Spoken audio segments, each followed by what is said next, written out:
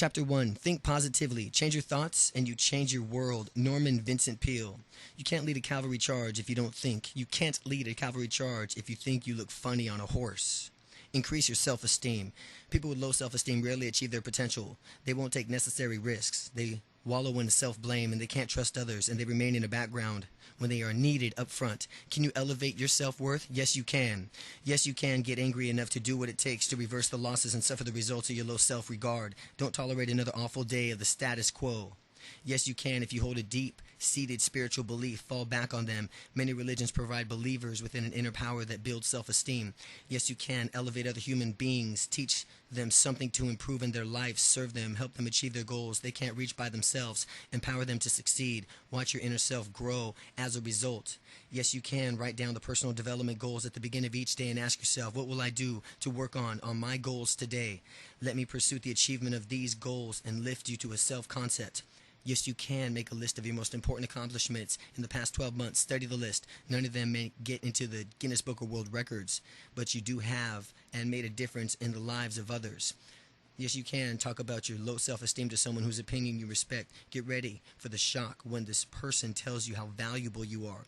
Yes, you can write an essay that answers these questions. What if life's experiences had led you to a devalue of yourself? What price do you have to pay in the feelings from the way that you do? How much does it hold you back? Are you angry enough about what's going on and want to make a change? What's your plan? When will you start? When it is dark enough, you could see the stars. Feel more optimistic. We live more increasingly negative times fueled by the disintegration of social bonds and dissolution of religious faith. A measure of optimism helps to combat gloom and gives us the courage and energy to shed adversity. Can you muster hopefulness in the midst of despair? Yes, you can. Remember that life teaches us that this too will soon pass.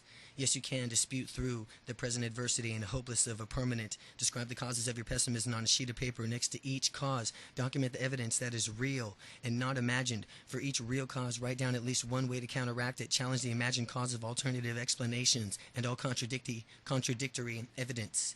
Share your concerns with people you love. Talk through problems with them and let them help you.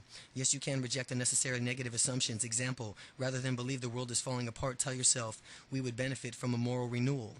Yes, you can feel yourself slipping. Talk yourself out of despair. Say something like, I'm going to overwhelm this bad feeling. Optimism is pouring in through every pore of my skin.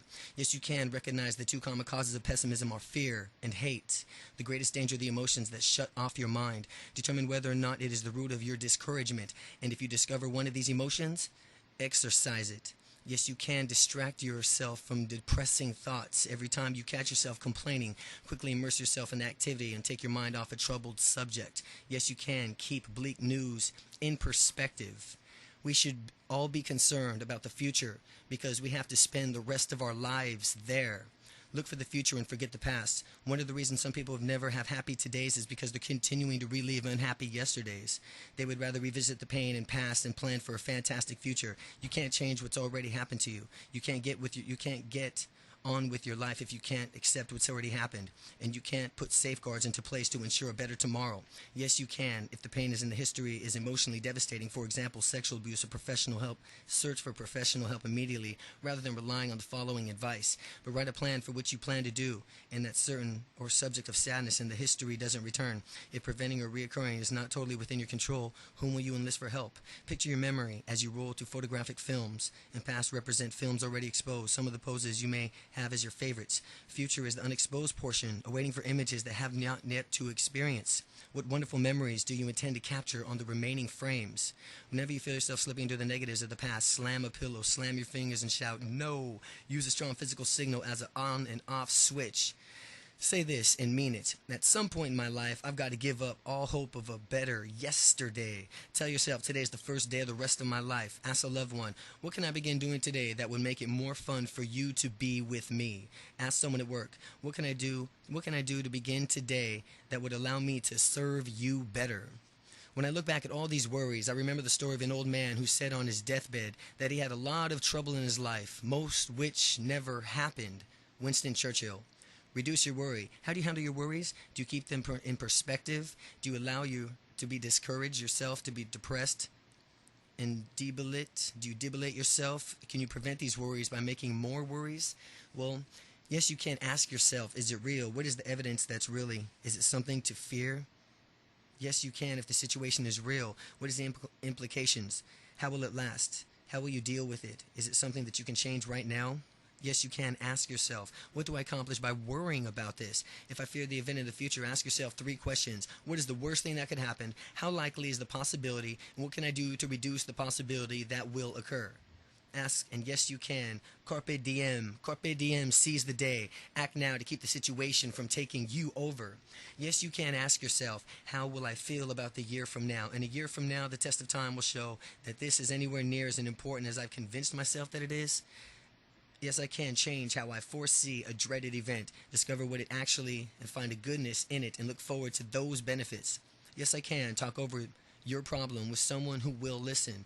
Yes, I can write about my problem, jot some ideas for how to deal with the problems. Yes, I can promise people what whenever they catch a worrying about, whenever you catch them worrying about things that's beyond their control, you'll pay them $1. Agree to see a therapist soon after you've lost $10. Read Dale Carnegie's book, How to Stop Worrying and Start Living.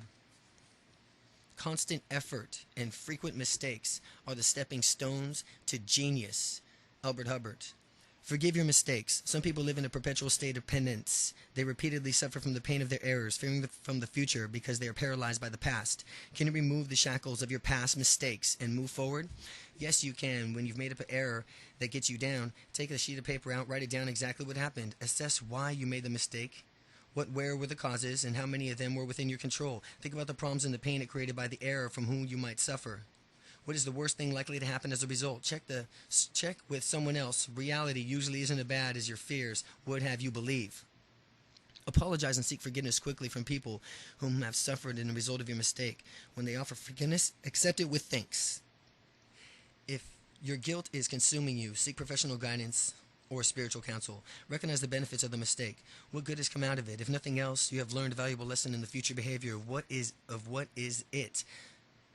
Vulcanized rubber, post-it notes, penicillin were all created by a mistake. Use your mistakes to build a greater understanding of others who make mistakes and how they feel about them. Forgive generously and quickly when you believe that other people are sincerely repentant. Remember that a mistake reflects your performance in a particular situation under a particular set of circumstances. It is not a statement about you. You have the power to change your performance in the future. Problems are only opportunities and work clothes. Henry J. Kaiser. Conquer adversity. Everyone goes through bad times. Successful people know how to snap back. You can develop qualities that will enable you to triumph over adversity. Yes, you can maintain confidence in your resilience.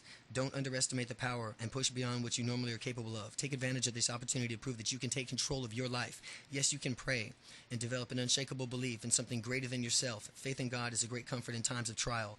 Even people who aren't religious need to believe in something beyond self-preservation. Yes, you can move quickly through the natural period of feeling sorry for yourself. Dissolve your disappointment, anger, or grief so that you can get on with your life. Yes, you can develop a concrete plan for recovering soon after adversity strikes. Win a battle of commitment of yourselves and aggressive strategies for overcoming hardships. Yes, you can find the opportunity that adversity always presents. Any change of status quo provides an opening for improving your life. For example, those losing a job, you may discover a lucrative career opportunity that you might not have ever pursued within the comfort of a steady employment. Yes, you can let your friends and family help to absorb the pain and give you ideas to cope with adversity and get beyond it. Don't pull in, reach out. Yes, you can persist, fight, and survive. Don't even think about quitting. Yes, you can fulfill the obligation you have in yourself to the people around you in your life and even consider the possibility of allowing yourself to be victimized by tough times. Our life is what our thoughts make it. Our life is what our thoughts make it. Marcus Aurelius. Think clearly. Errors is thinking cause to erect roadblocks in our minds to prevent us from properly weighing decisions. You can get past these roadblocks. Yes, you can. Wait as long as you can to draw conclusions about anything. Remain open to certainty that something has an additional information on the subject that is worth listening to. Don't be so quick to dismiss ideas that contradict what you already know. Divorce the message from the messenger. Don't evaluate information according to how you feel about it or who's delivering it. Yes, you can. Don't be so seduced in believing the phenomena are causally linked simply because the statistically related. Example, cities that have many churches usually also harbor large numbers of prostitutes because large urban center towns have spawned both, not because one causes the other. Don't be too quickly to form explanations for the behavior of others for results of data you collect or for the events you observe. And an after-the-fact interpretation is rarely correct if you lack the thorough knowledge of the circumstance unique to, for example, a person's data or event. Reject slogans, propaganda, buzzwords intended to short-circuit your thinking. Example: how much of what is advertised is free, doesn't cost anything. Sleep on major decisions. Time as a way of clarifying thinking. Don't stereotype. Not all snakes are poisonous. Not all chemical companies pollute. And not all lawyers are just in it for the money. Don't assume that there is a first bit of information that you get on the new subject is correct. Continue to listen, read, and ask. Have more thou showest. Speak less than thou knowest. William Shakespeare. Prevent cockiness. Self-confidence is an empowering belief. It encourages us to take risks. It enables us to act decisively. It spurs out our achievement and our full potential. But when our success causes you to seduce to your press clippings, you may cross the line from surety to self-obsession. You can protect yourself from the case of conceit. Yes, you can. As soon as you think that you're pretty hot stuff, examine a globe of a world map. There are 5 million people on this planet. How many of them know your name? Yes, you can. Stop cockiness is often little more than a camouflage for self-doubt. Ask yourself what insecurities you compensate for the pumping up of your own ego. Recognize that talents are a gift. What people admire, nothing more than God acting through you. Read your language of self-serving statements of self-promotion. Cut your I statements in half. Mention accomplishments only when others insist that you do so. Spend more time listening. You can't boast when you're not talking. When others recognize your success, don't feign modestly, and don't even explain your accomplishments. Just say thank you. Do acknowledge those who have helped you. Study the behavior of the most talented and respected people in your profession. Model their behavior. You model your behavior after the classy way they handle their fame. If you're sure from whatever you're becoming in vain, ask trusted colleagues, friends, family members this question: what one behavior do you see in me that might be considered or others as conceited? The desire of perfection is the worst disease that ever afflicted the human mind. Louis Marquez de Fontaines. Accept imperfection in yourself. There's nothing wrong with striving for the best. In fact, it's a winning attitude. It's very wrong to expect others and yourself to be flawless under all conditions. If you do so, you're asking for nothing but frustration, because consistent perfection is impossible. Can you learn to tolerate less than perfection in yourself? Yes, you can. Draw a line down in the center of a sheet of paper. Left column, enter the pleasures of perfectionism. In the right column, jot down drawbacks under the heading the pain of perfectionism. Which side has more potent points?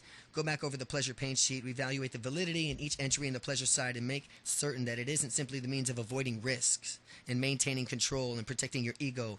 Ask other perfectionists about the pain and pleasure they experience from such behaviors. Ask people close to you how your perfectionism affects them, your relationship with them, and you. Identify 3 aspects of your life that you love but you've ignored lately because you've been trying so hard to succeed.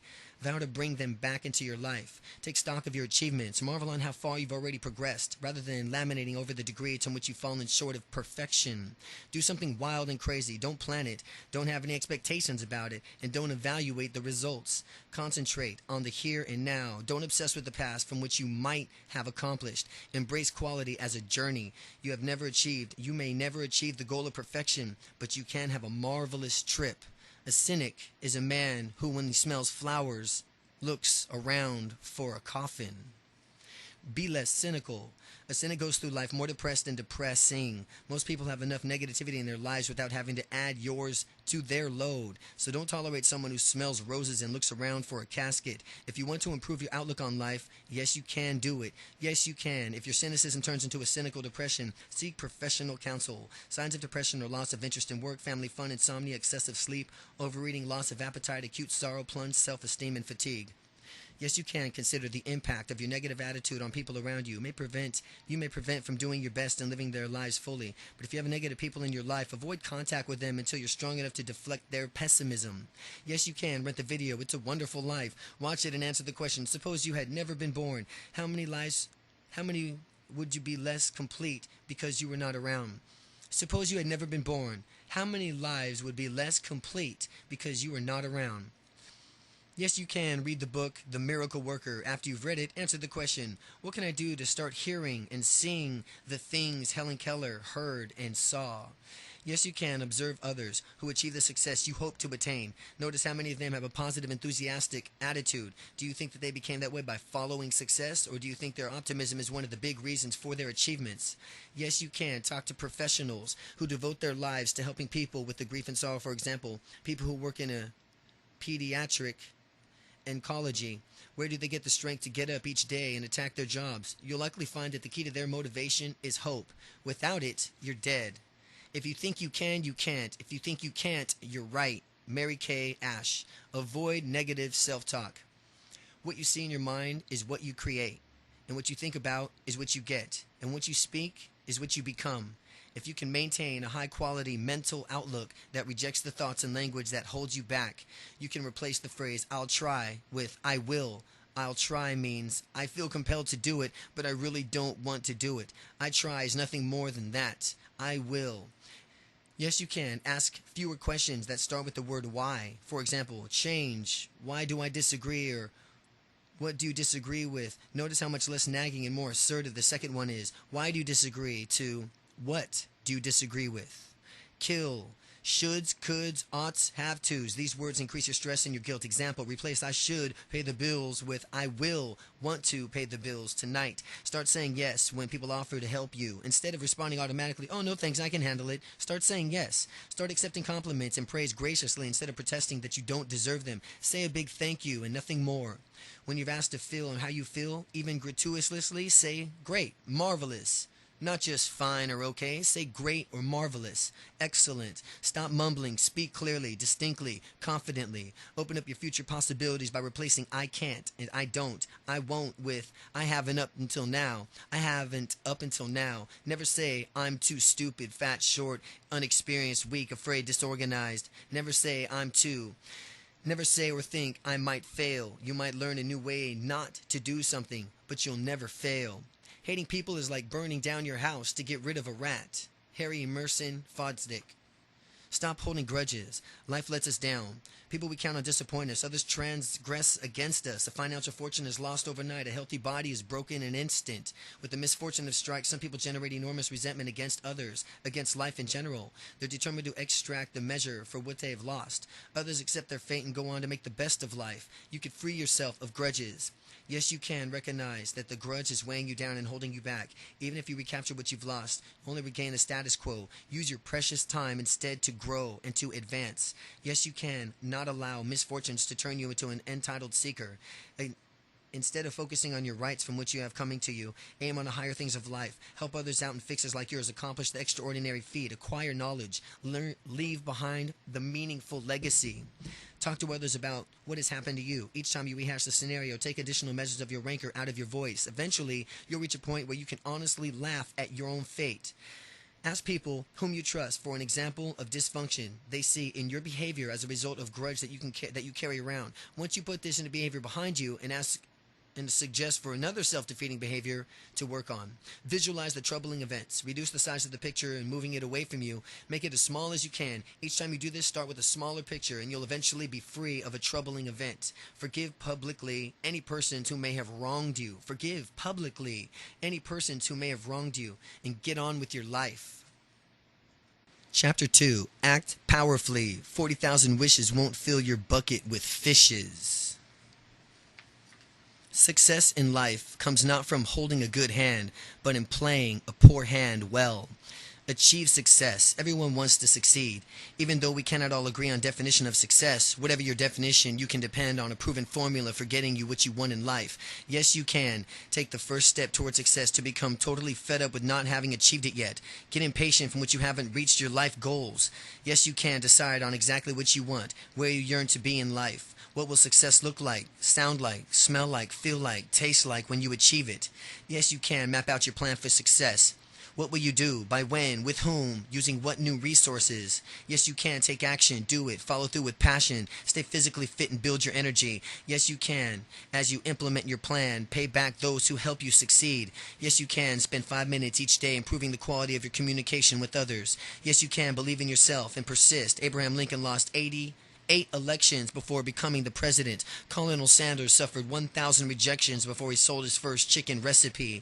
Yes, you can respond to the feedback you get as you implement your plan. Learn from what happens to each stage. Adjust and succeed. Yes, you can. Imitate people who have accomplished goals just like yours. Do what they do. Say what they say. Think what they think. Yes, you can. Not be afraid to fail. Abe and the Colonel weren't and don't be afraid to succeed. Serve. Yes, you can serve. Give others more than they expect. Help them without reservation. Be a team player.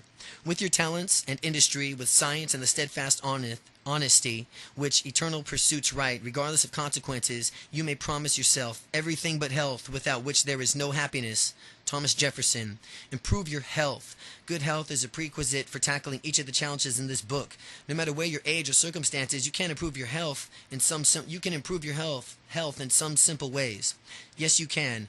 Don't smoke. Even those who escape cancer have their energy sapped into this nasty habit. If you drink alcohol, use it responsibly. Excessive use causes accidents, illness, family trauma, deterioration of your personal effectiveness. Don't use drugs. Some substances like cocaine can damage the cardiovascular system. Reduce your risk of AIDS and other sexually transmitted diseases through combinations of abstinency, fidelity, and use condoms. Get a complete physical every 2 years before the age 40 and every year after.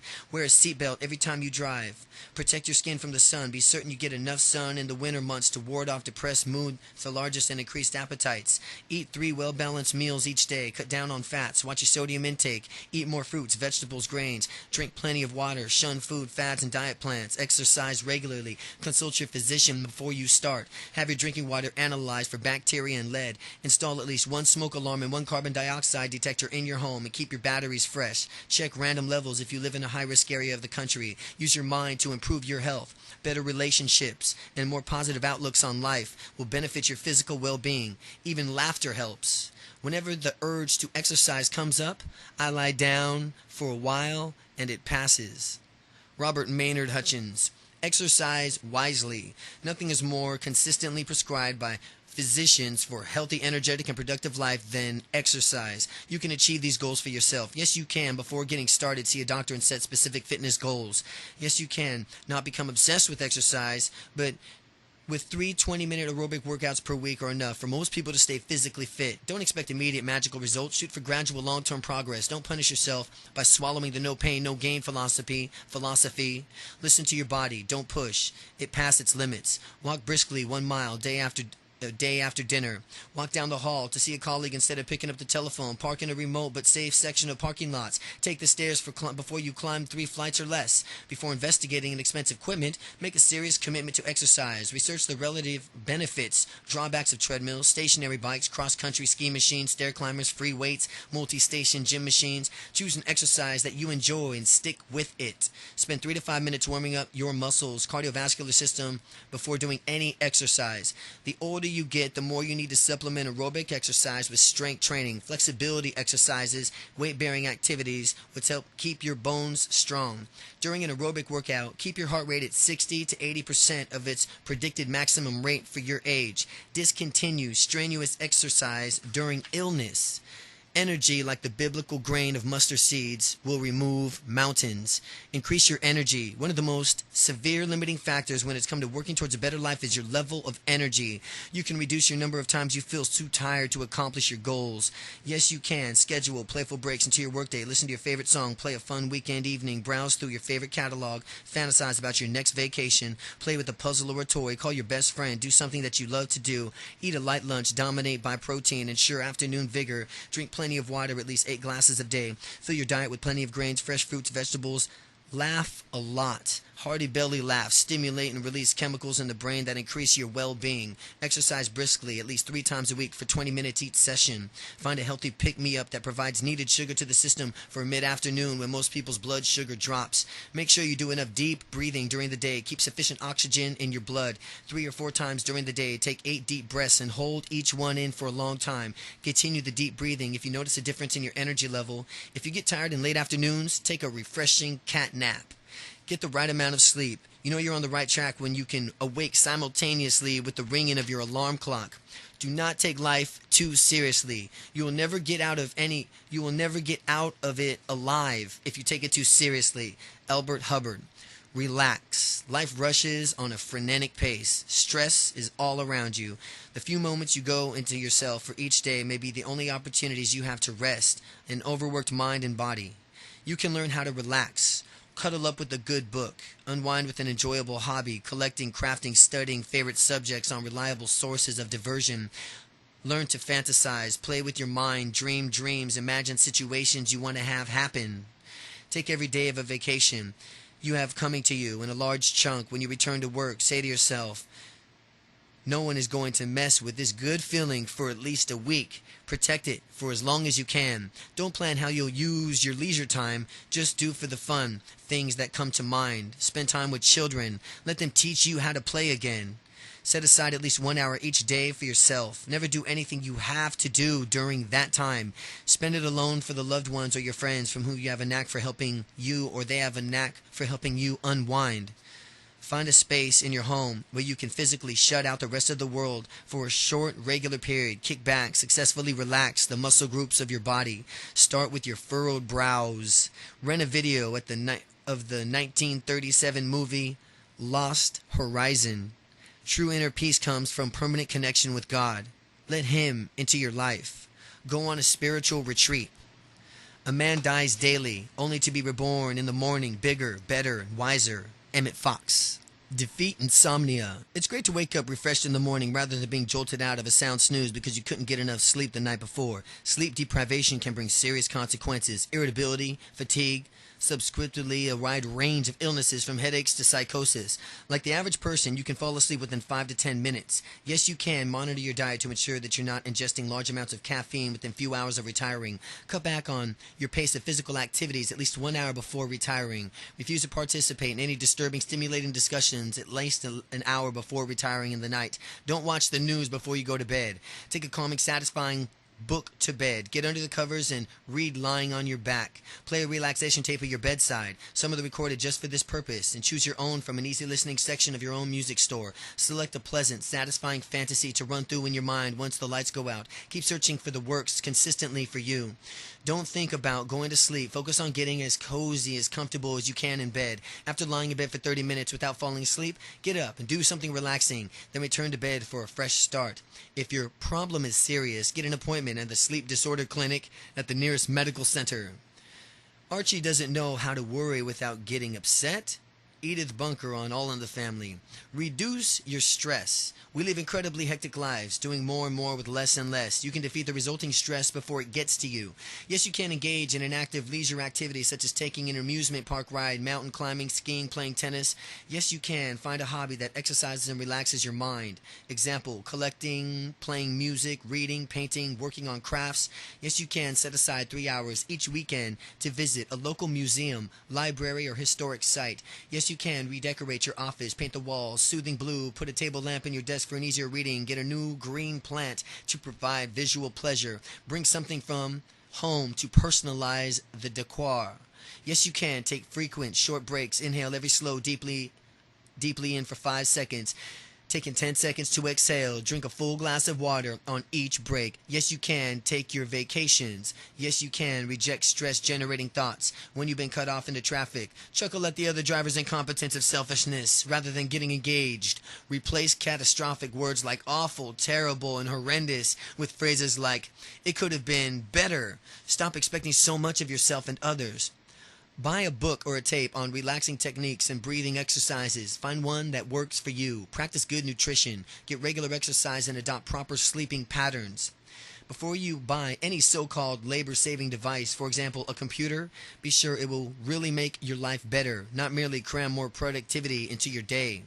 If you don't know where you are going, you might wind up someplace else. Yogi Berra. Achieve personal goals. Having personal goals establishes hope for a better tomorrow. Attaining them is in a sense of satisfaction and accomplishment. You can set and achieve personal development goals. Yes, you can construct goals that are challenging and stretch you to reach, but don't be frustrated for yourself by setting goals that you'll never accomplish. Limit yourself to 3 goals at a time. Set goals with this question: how will I add value to the people I serve, for example, customers, to the people that serve me, for example, employees, and to myself? Write down your goals. Put them in your time planner or in another visible place from which you can see them frequently. Thought out goal is a wish. A written down goal becomes a commitment. Make your goals specific that you can begin to take an exact step needed to accomplish them. Replace to go back to school with no enroll in fall class of business program at a community college. Schedule each of the steps you need to take and accomplish the goal. Put them in a realistic timeline. Visualize yourself achieving each goal. See, hear, smell, touch, and taste the doing of it. Go public with your goals. Discuss them with others and to increase your commitment to them. Engage in frequent self-talk about your goals. Take stock in how well you're doing and adjust your steps to get better results. Congratulate yourself on your success. Prod yourself to overcome procrastination. Whenever you achieve a personal development goal, celebrate and then go on to the new one. 60 years ago, I knew everything. Now I know nothing. Education is a progress discovery of our own ignorance. Will Durant.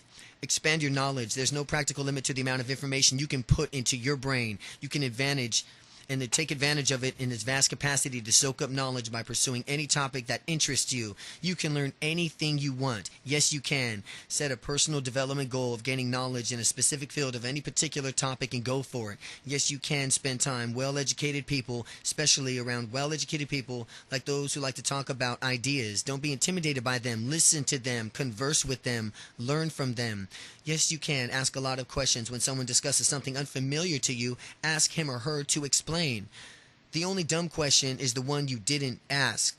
Yes, you can break out of the habit of watching TV or videos in the evening, see a play, attend a symphony, or go to a travel lecture. Yes, you can read nonfiction, biographies, news magazines, newspapers, carry reading material with you from when you go, and turn dead time into learning time, even if it's only for a few minutes.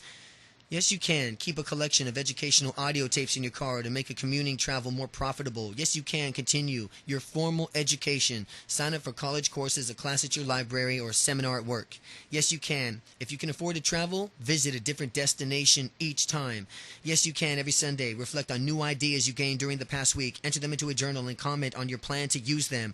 Brainstorm relationships among ideas. Review the entries you made last week, 3 months ago, 6 months ago. Take time to deliberate, but when it's time for actions has arrived, stop thinking and go on. Napoleon Bonaparte. Make better decisions. Success comes from making sound decisions. College or job, married or single, this person or that one, repair or buy a new one, rent or own, this job or that one, now or later. You can make the best choices. Yes, you can. Recognize that you will never have a perfect information for making important decisions. Set the goal of making good decisions with sufficient information within a limited time. Define the problem to be solved. What exactly is the gap between where you are and where you want to be? List as many options as you can and close that gap. Be creative and ask others for their suggestions. Don't jump on the first good-looking alternative and don't stop until you run out of ideas. Determine the criteria your final decision will satisfy. What must will you insist upon? What want will you hope for? And what in their end relative importance. Apply your criteria at all options, then select the one that meets all must conditions and does the best job of achieving your most important wants. Before you implement your decisions, ask yourself, what might go wrong with it? Prepare yourself and solve problem glitches down the road. Get feedback. Can find other flaws in the thinking that could help you from getting to where you want to be. Get the feedback. Act on decision. Don't second guess yourself, but when new information comes to light, be flexible and revise the decision. When you're paralyzed, own up to the cause. It is a perfectionism, insecurity, and aversion to risk, fear of failure, or hoping to be of all things to all people. Genius is the gold in the mine. Talent is the miner who works and brings it out. Genius is the gold in the mine. Talent is the miner who works and brings it out. Discover your hidden talents. Most people fail to unleash most of their abilities during their lifetime. You have talents, potential skills, and you've never become known to you or shared within the world. You can uncover your unique gifts. Yes, you can. Try new things, take new assignments, consider a new career direction, experiment with your aptitudes, keep searching for your niche. Write this at the top of a sheet of paper. Things I really enjoy doing. Carry the sheet around you for a week, making entries that you think of as you think of them. And at the end of the week, study the list of yourself and how closely it corresponds to what you actually do.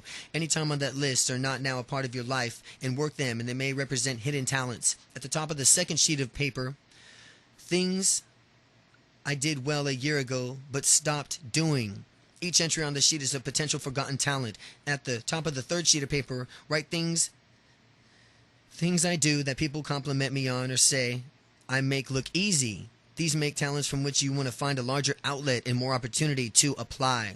Ask people close to these questions. Do you think I'm making the best possible use of my abilities? Is there something that you believe I have an ability to do that I'm not doing? Have I missed my calling? What do you do apart from work? Which of your talents is evident from the groups that you join, the volunteer you work with, the hobbies you enjoy? Find ways to apply some of these talents more fully in the work and also in your family life. I used to think that anyone doing anything weird was weird. I suddenly realized that anyone doing anything weird wasn't weird at all. It was the people saying they were weird that were weird.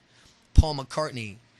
Increase your creativity. Creativity is using your mind to change, revitalize, reorder portions of your life. You're creative when you make something new based on your perceived in this world. You're born with some creativity, but you can develop it much further. Yes, you can. Think like a child. Play with ideas. Ask why not and what if.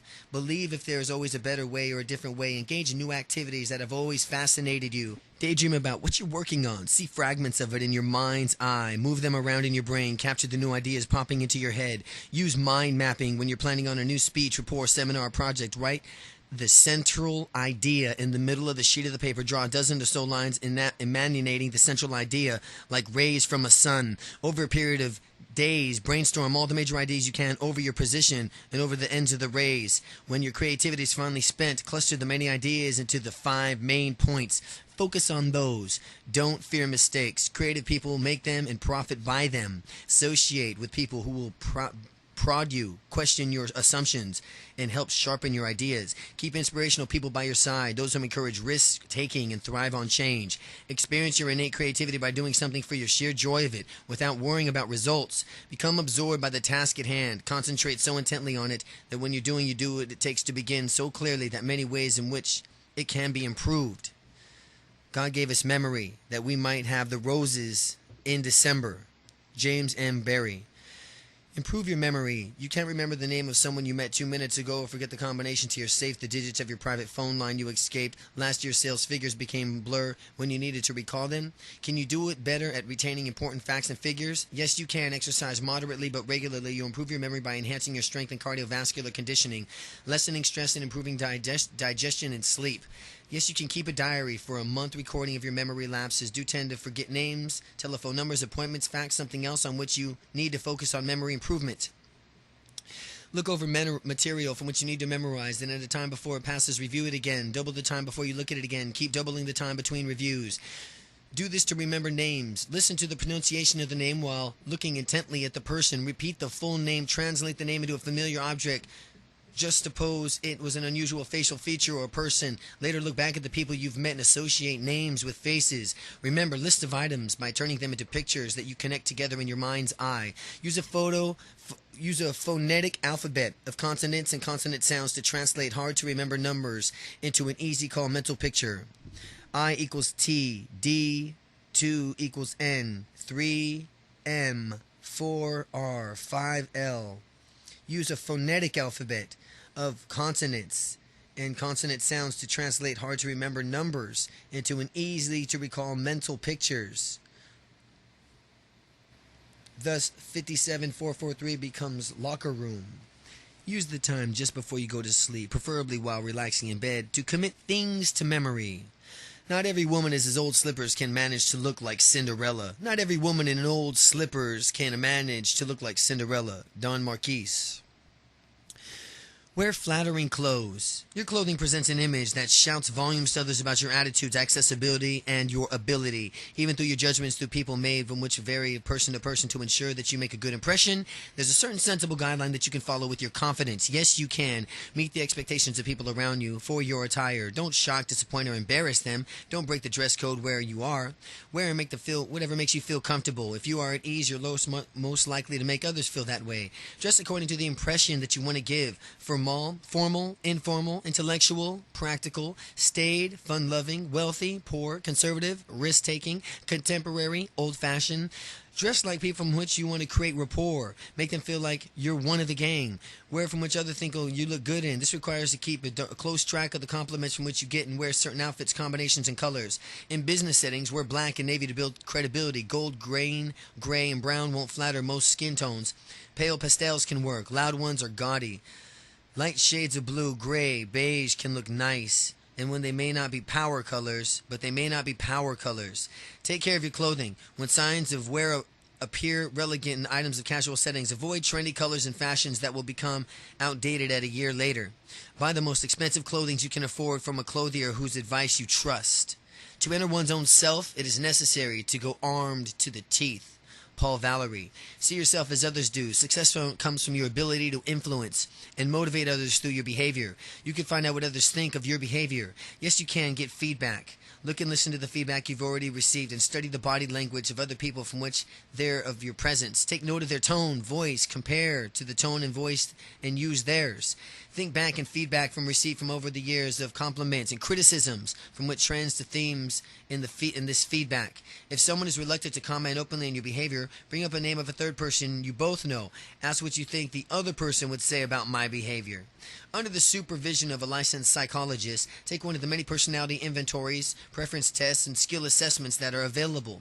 Videotape a presentation you make or meeting that you lead. Review it with some knowledgeable and honest enough to give you helpful feedback. When you're out and about, check your appearance in the mirrors. Take a peek at what you show the world. Listen to yourself as you speak. Limit thinking and worrying about what you're going to say next, and instead focus on the words and the way that you say them.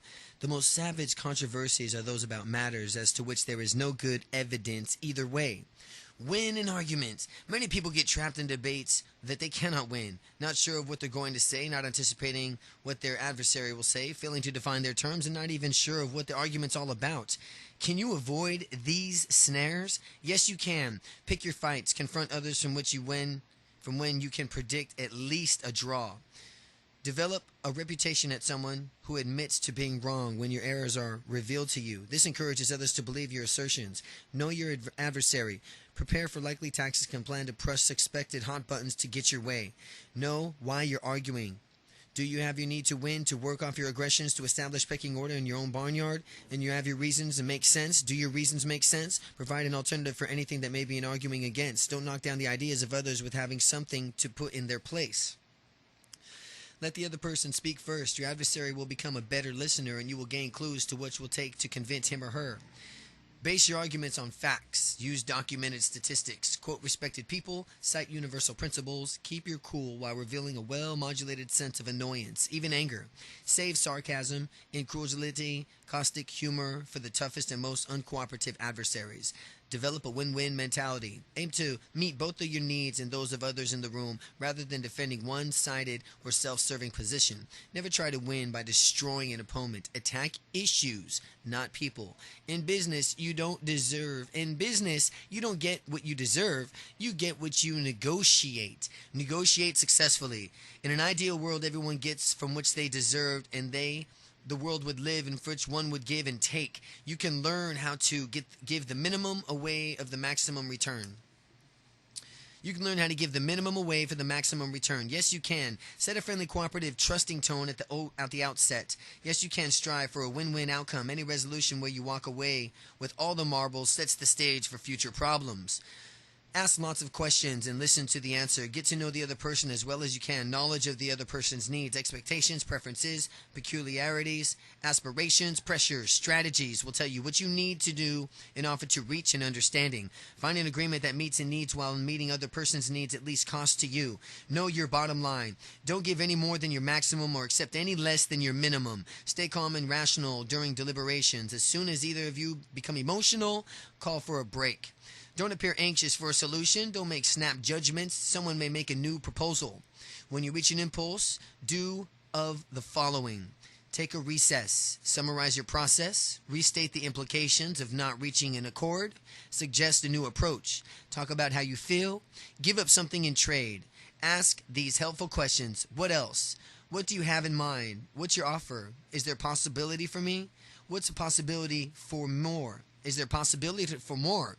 What else do I need to know about this? What if I were to offer? Is the offer clear? What do you need? What will it take to get an agreement? Never go up or come down without getting something in return. I shall tell you a great secret, my friend. Do not wait for the last judgment. It takes place every day. Albert Camus. Act ethically. Act ethically. Illegal behavior violates the law. Unethical behavior violates the trust in the principle or an acceptance practice. Acting unethically means taking advantage of the kindness and weakness and ignorance of others for your own personal gain. You can overcome the temptation to be unscrupulous. Yes, you can. Ask yourself for those two questions. What options do I have others than the unethical one? If I succumb to the temptation, will I be able to look at my spouse, friend, coworker, child, and so on in the eye and say what I did? Yes, I can recognize the unethical behavior will be observed by others, some from whom will lower their opinion of me. Don't be seduced into practicing situation ethics. Ethics are standards that don't change. They are unaltered by events. Example, you cannot just justify committing a wrong because of a string on a bad luck of a response in a host to inequities perpetrating against you. Hold dearly to your own principles. Remember the pains of consciousness you felt in the last time you gave into a temptation. Be assured of agony will return if you compromise your values. Before you do something you'll regret, talk to people of those opinions you respect. Ask them for the reasons from why you should not carry through with your intent. Close your eyes and visualize the unethical action you are about to take. Make it grow very large, monstrously so. Get very bright, even blinding, and make it a screeching, almost deafening sound. Now shrink that size, kill the brightness, and snuff the sound by moving the picture away from you until it becomes a speck and disappears. Consider it gone. Read Ayn Rand's The Fountainhead. Could you have stood up as well as Howard Rourke did? When I'm getting ready to persuade a man, I spend 1/3 of the time thinking about myself, what I'm going to say, and 2/3 of the time thinking about him and what he's going to say. Abraham Lincoln. Sell your ideas persuasively. If you want more success in winning in cooperations from others and getting them to go along with your suggestions, there's a list for you. With the help of the tips below, you can improve your ability to market your ideas. Yes, you can store up credibility from which you need it by being known as someone who cares for others, who makes reasonable requests, and for whose word can be trusted. Know exactly what you're asking for, what new behavior you expect, what's your precision expectations, what long-term implications should the other person understand before agreeing to comply. Recognize why you are making this request. What's your ultimate goal? Will it find the fact and be achieved the request you're about to make? Or like being asking just for the wrong time? Are you asking, or might you be asking for this in the wrong time, or are you asking for the wrong thing? Be prepared to pay choice and pay price. What will this new behavior eventually cost in time? Money, personal involvement, following through, negative reactions by others, altered results in related areas, expected return of a favor and another behavior of support or in response to the person who cooperates with you? Ask for it. Don't hint. Wish or wait for other persons to figure out what you want. Just ask for it. Get it to the point. Get to the point. Paint the exact picture you see. Paint the exact picture you see of your need and believe that you'll get a yes so that you can ask convincingly. Be certain you're asking the right person, someone who can help, someone who has the power to deliver. Show benefits. Demonstrate the other person in the most vivid language possible and value of fulfilling your request. Reveal the ways in which your actions you're requesting will either remove a pain from the person's life or introduce a new pleasure to it. A certain amount of opposition is a great help to man. Kites rise against, not with, the wind. Overcome objections to your ideas. When you ask people to do something, expect a reason or two why it can't or don't want to do it. You can learn to overcome objections to your ideas and possibly even turn reluctance into an advantage. Yes, you can. Know the people who sell to you well that you can build solutions to their predictable objections into your sales pitch. Know the people who you sell to. Know the people who you sell to so that you can build solutions to their predictable objections into your sales pitch. State the objection you expect them to raise. Affirm that it's a valid concern. Then, while the look of us spectators of the objection rather than owners of it, dismantle it, showing how the proposal eliminates it as a problem. When the unexpected objections come up, listen to it. Be certain you understand it and emphasize with the other person's concern before proceeding to address it. Don't attack those who object to your ideas. Ask them. Substantiate the assumptions behind their resistance.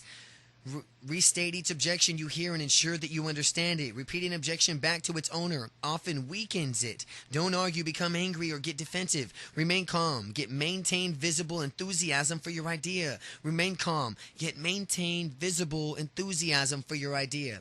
Test objections to be sure that you know what you're up against. Ask this: if I can prove that I'll take care of that, will you go along with my idea? If the answer is yes, you should know what you have to do to overcome the objection. If the answer is no, you haven't yet uncovered the real objection. Answer each objection with the fact that you believe will dismantle it. Demonstrate your idea is not invalidated. Demonstrate why your idea is not invalidated. Confirm with your objections that their concerns have been addressed. If you believe an objection does kill your proposal, ask for time to get back to the drawing board to reshape it. When objectors refuse to accept your solution, ask them to provide their own. Provide their own. Many times they will. I'm going to stop putting things off starting tomorrow. Sam Levinson. Stop procrastinating. Although putting off an unpleasant task from time to time is not serious, chronic stalling is a problem. You waste time worrying about what you have to do. Your mind magnifies beyond all the reality, the pain, and all the experience by doing it. And you risk letting down people who are counting on you. You can get things done on time. Yes, you can spend the next week invoking 24-hour rule. Respond to each new stimulus, mail, request, phone calls, so on within 24 hours. When the new task looks overwhelming, start it immediately, even if you can only spend a few minutes on it. Break every difficult task into manageable pieces. Work on a piece each day. Stop thinking about how uncomfortable you think you feel while performing an undesirable task. Start thinking about how good you feel when the job will be done. Reward yourself for making progress on a challenging project. Give yourself bonuses by doing something that you really like. Write a schedule for completing your work. Keep it on highly visible places. Make public commitments by starting and finishing scary tasks. It's easier to get yourself down than to embarrass yourself in front of others. Recognize that you reduce your stress level every time you accomplish one of your to-dos. Put this book down. Start working on the most nagging task in your backlog. Don't turn the next page until you feel good about the progress that you've made. When you're through changing, you're through. Bruce Barton. Accept change. 3 things in life are certain: death, taxes, and change. And of these 3, most you handle the first 2 better than the third. You can become the most positive by coping with change in your life and learn to use it in your advantage. Yes, you can. Recognize the resistance to change comes from the fear of loss. Whenever you need to change troubles you, ask yourself, what are you afraid of losing? Is it control, prestige, self-esteem, closeness, freedom, comfort, income, identity, Identify the root of your resistance and take steps to overcome it. Accept the discomfort caused by ambiguity and uncertainty and a natural byproduct of change. Identify the drawbacks of not changing. What will result if you fail to solve this problem? Exploit this opportunity. Only comply with the requirements. Isn't the status quo far more costly than transition? Is the status quo far more costly than the transition? Identify the gain associated with the changing. Don't allow your abstinency to obscure the real advantages of moving from present state to the new one. If your reasons for change are not clear to you, ask those who are initiating it. Don't make a snap judgment about its value. Give yourself a few days to become both emotionally and intellectually committed to it. Write down 5 advantages of the change before you allow yourself to dwell on its disadvantages. Take on positive views of life. And many people who are willing to change have in common an example. Life is rewarding. There's an important lesson to be learned from challenges. Disruption is a natural element of an evolving world, and change presents opportunities to grow. Recall that 2 symbols in the Chinese ideograph for change signify threat and opportunity. Those are the Chinese ideograph's symbols for change. Many people's tombstones should read, died at 30. Buried at 60. Nicholas Murray Butler. Create a meaningful legacy. A recent study of people over the age of 95 reported one of the greatest regrets in the future was failing to be behind something of worth or humanity. Even with limited financial resources, you can leave the world a better place. Yes, you can raise positive children who want to make a valuable contribution to society. Teach them everything you know. Be a positive role model to the children in your life. Make whatever gift you can afford to the Philophonic Foundation. A contribution will enlarge its endowments, enabling your money to work for good for a long time. Make a whatever gift you can afford to any organization whose goal is to educate youth to leading productivity, health, and lives of moral lives. Fund camperships for disadvantaged children. Find opportunities to work for young people. Volunteer at your school, church, synagogue. Get involved with other organizations such as Scouts and Benefit Adults of Tomorrow. Develop your teaching skills. Look for opportunities within organizations to train new employees so that they can advance in their careers, feel better about themselves, and accomplish more for the customers in the organization. Will your vital organs to an organ bank? Tell your family about your decision. During your lifetime, work with the preservation of an environment. Process less garbage and recycle what you can. Speak out against social ills, moral evils, and human suffering. Be a Gadfly for good. Be a Gadfly for good. Chapter 3. Communicate effectively. If thou thinkest twice before thou speakest once, thou wilt speak twice the better for it. William Penn. Wisdom is the reward you get for a lifetime of listening when you have preferred to talk. Doug Larson. Listen better. Someone in your life may need more of your attention, more of your concern, more of your ears. You can understand this person better and make him or her feel better by being a good listener. Yes, you can set a personal goal for yourself of becoming a better listener. Accept nothing less than success. Remain equally open to every idea you hear. Hold your fire. Don't stereotype the speaker and don't make snap judgments on the value of what's being said until the speaker has finished. Final personal value in hearing and being entertained by the stories of others. Prepare to listen by thinking about the speaker in advance. Shut up. Speak less. Bite your tongue. Say to yourself, I am going to empty this person of every emotion, thought, and opinion on this topic before I reveal mine. Listen for content rather than judging and therefore becoming distracted by the speaker's delivery style. Look at the speaker's body language and listen to the tone of voice to pick up meaning beyond the words being spoken. Fight any visual, oral, sensual distraction. Give the speaker steady eye contact and get into any attentive body posture. Focus on the speaker's message. Mentally summarize, weigh the evidence, ask clarifying questions. When someone begins to speak, pick up a pencil. Make it a listening stick. By squeezing it with your thumb and the eraser, don't interpret until the person stops talking. Then release the pencil and allow the other person to use it while you talk. If all my talents and powers were to be taken from me by some inscrutable providence, I had my choice of keeping but one power. I would unhesitatingly ask to be allowed to keep my power of speaking, for through it I would quickly recover all of the rest. Daniel Webster. Speak with impact. Some speakers command attention. They sound convincing, authoritative, and credible. This discourse has none of the self-effacing qualities that too many people allow to sap the energy from their ideas. Can you rid your conversation of power-robbing phrases? Yes, you can. Don't discount your ideas before you express them. You may not think much about this idea, but don't discontent and discount yourself before you give your opinion. While I'm not an expert on this topic, don't qualify the message with wishy-washy modifiers. Sometimes, but not always, this is true. Don't seek permission to speak. I wonder if I might be allowed to say something. Don't rehash, repeat, or paraphrase unnecessarily. State your idea once, concisely and directly. Don't connect tag questions to the end of your statements. This is an important idea, don't you think? Don't demean or belittle your listeners. Let me put it this terms that you can understand. Let me put it in terms you can understand. Avoid cliches. You won't impress people by reminding them that you can lead a horse to water, but you can't make him drink it. Use positive statements. Change. I don't mind helping you to. I would enjoy helping you. Use positive statements. Change. I don't mind helping you to. I would enjoy helping you. Avoid participle forms. Say, I plan to do it, not I'm planning to do it. I plan to do it. Avoid the passive impersonal voice. Replace a decision was made with we decided.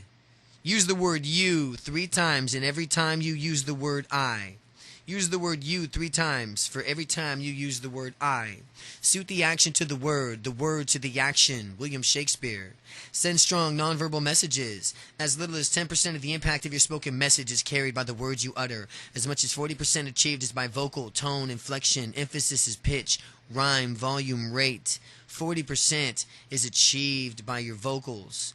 Only 10% is impact of your spoken message.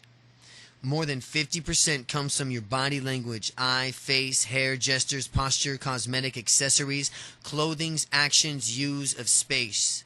Can you harness the 90%? Yes, you can. Study others' nonverbal messages, note their impact, get feedback on vocals or body language, have some observe you in a meeting, record your voice, videotape yourself making a presentation. Look people in the eyes when you speak to them and when you speak to you, and when they speak to you, groom yourself carefully in the morning. Many people will judge you on the value by your looks. Dress to meet expectations of important people. The look and quality of your attire should be slightly better than contemporaries. Wear what others have said you look good in when you need to influence them. Correct your posture. Lift your collarbone 1 inch. Never point a finger at anyone. Be careful of other potentially off-putting gestures. Give a firm, non-vice-tight or noodle-soft handshake. Send positive messages with the settings in which you live and work. Is your desk messy? Is your car clean? What impressions do others get entering your home? Nonverbals show how you feel inside and determine how you feel inside. Walk with your head up and you'll feel up. Wear your finest duds and you'll feel great. And get yourself excited. The ability to speak is a shortcut to distinction. It puts a man in the limelight, raises his head and his shoulders above the crowd, and the man who can speak acceptably is usually given the credit for the ability of all proportion to which he really possesses. Lowell Thomas. Speak eloquently. A good speaker is not the one who remembers what to say, but rather what will be remembered. This person is expressive, articulate, and well-spoken. You can learn such eloquence. Yes, you can speak with eloquence. A well-timed, well-fitting quotation adds validity to your ideas and makes you look well-versed. Purchase a good book of quotations for the reference library. Memorize one quote a day using your typical communication situations. Post a favorite quote of the month in your car, kitchen, office. List the classic speeches of all time. Examples: Martin Luther King, I Have a Dream; John F. Kennedy, Inaugural Address; Franklin Delano Roosevelt, Day of Infamy. Note the rhetorical devices they used to rive and rivet audiences. Use repetitions to grab your audiences. An example, Martin Luther King Jr.'s use of I Have a Dream. Use repetition to grab your audiences. Use antithesis to produce memorable effects. An example, John F. Kennedy ask not what your country can do for you, ask what you could do for your country. Use antithesis to produce memorable effects. Use alliteration to get attention. An example, Gerald Ford claiming, my record is one of progress, not platitudes, performance, not promises. Alliterations to get attention. Use the rule of three. When ideas are strung together in a series of threes, the impact almost always exceeds any of the strings of two or four or more. The second sentence is an introduction above would have been weakened as if it would added the word fluent to the series. Use rhetorical questions to win the audience over. Start a seminar on the use of eloquence by saying, who among you is fully satisfied with your ability to stir others into action? Words have weight, sound, appearance. It is only by considering these that you can write a sentence that is good to look at and good to listen to. W. Somerset Maugham. Choose powerful words. The well-chosen word given your speech, your letter, your manuscript, the power to attract, mesmerize, and persuade. You can use words that get the best results. Yes, you can. Avoid euphemisms, words that make concepts more socially correct but weaker. Don't perspire when you should sweat. Leave no doubt as to your intent. Do it as soon as you can. May tell me I can wait until I'm good and ready. Leave no doubt as to your content. Do it as soon as you can. May tell me I can't wait until I'm good and ready. Avoid the technical language of your profession, the slang of your social group, the idioms of your hometown with those that won't understand. Forget any worn-out phrase you've ever learned. Don't remind us that you can't tell a book by its cover. Favor shorter words. Don't inquire about an opinion. Ask it. Don't utilize what you can use. Increase the power of your suggestion with specific, colorful language. Your claim of interest won't carry the same weight as your excitement or your aspirations. Speak in an active voice. My love for you is shown by isn't as strong as I show my love for you by. Don't overuse the verb, noun, or adjective in the same letter or speech. Example, you can give fast or rest with the breakneck, snappy, swift, quick, speedy, or brisk.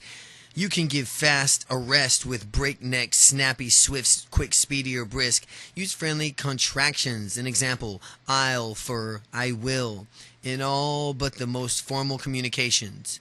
Overcome sexist language. Use the term girl only if they use a boy in the same or the next sentence. Avoid the generic he when you mean a man or a woman. Find substitutes for a man and men. Words ending with an example, say mail carrier instead of mailman. If a woman has a professional title, an example, doctor, use it. A great many people think that polysyllables are a sign of intelligence. Improve your vocabulary. What if your carpenters showed up without any tools? They'd probably strike you as incompetent amateurs in the same way you'd have a hard time projecting a polished professional image with a deficient with the deficient vocabulary. Your words are the plain, chiseled, drilled, level sandpaper you use to form your ideas. You can shape them in just the way you need to get an impact you want. Yes, you can.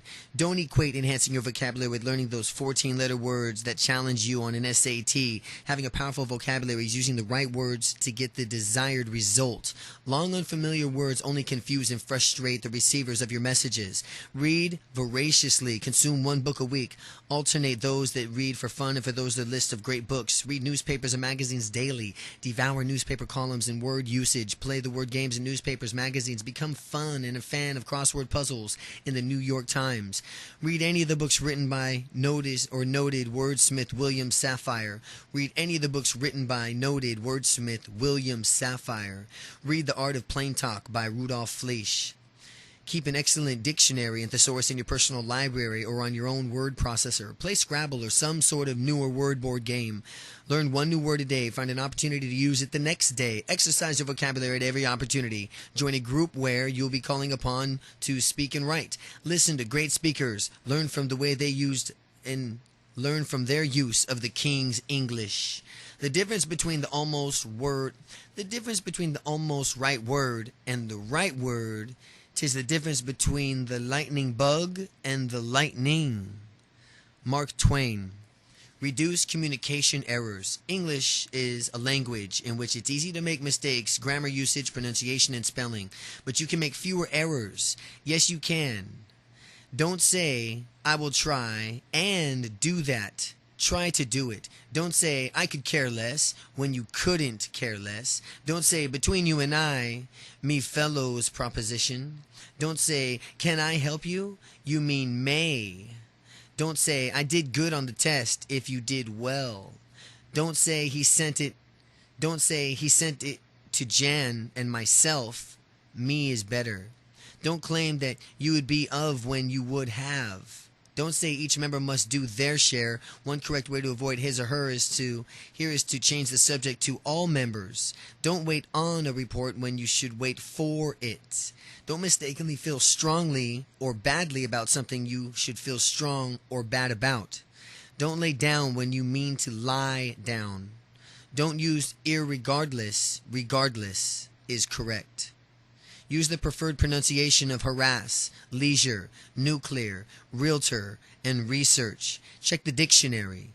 Don't misspell accommodate, benefited, canceled, changeable, committed, consensus, disappoint, embarrass, etiquette, excel, existence, grateful, adverent, advertent, judgment, liaison, memento, minuscule, occasion, occurrence, omission, prerogative, perseverance, recommend, referred, resistance, seize, separate, supersede, threshold, tomorrow, or withhold. Don't say you're disinterested in the results when you're uninterested in them. Make thyself a craftsman in speech, for thereby thou shalt gain the upper hand.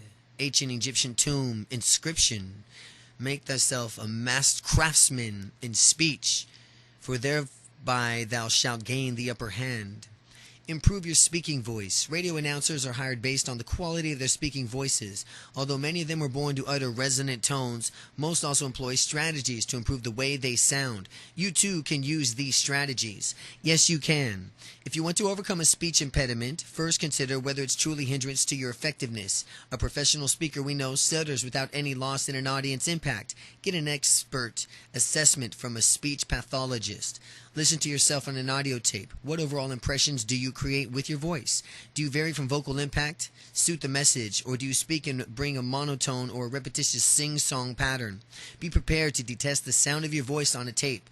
Repeat a sentence 8 times, alternately voicing joy, fear, contentment, anger, embarrassment, sadness, surprise, confusion. Try you and I see that differently. You and I see that differently. Have a listener give you feedback on the degree of the emotion you communicate. Create contrast with your voice. Alternate between high and low, low and soft, excited and reserved to highlight points from which you want your audience to remember. Use silence and pauses in your voice the same way you use punctuation in written communication. Articulate distinctly. Make a special effort to pronounce the final consonant of every word. Practice speaking from deep in your diaphragm. Create vibrations in your vocal cords. Don't talk through your nose. Take care of your voice. A raw throat needs rest and humidification. Sip hot water or tea with honey. No lemon. Chew raisins. Why don't the feather who says, I'm not a speech maker, let it go and that instead given a demonstration? Frank McKinley Hubbard. Prepare compelling presentations.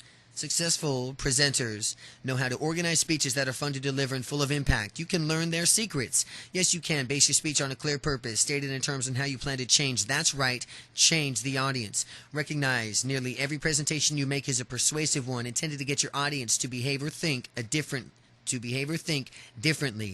Fit your approach to the mood, needs, knowledge, expectations, socioeconomics, experience, and self-image of your audience. Research the topic thoroughly. Gather abundant evidence and statistics and other supporting material. Brainstorm all the ideas you might have present. Write these, write them all over large sheets of paper representing a core dump of your thinking on this topic. Study the sheet and add ideas in several days. Finally, draw lines connecting like ideas and select the 3 to 5 main points from which has best used to organize your material into a convincing argument.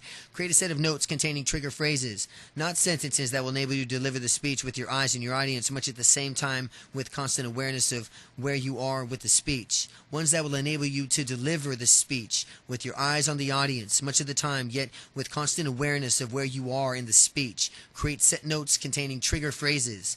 Place vivid mental images of key points on attractive and easily seen visuals such as slides, charts, handouts, models, demonstrations, or write and draw on a board the vivid mental images or key points on attractive, easily seen visual slides or charts.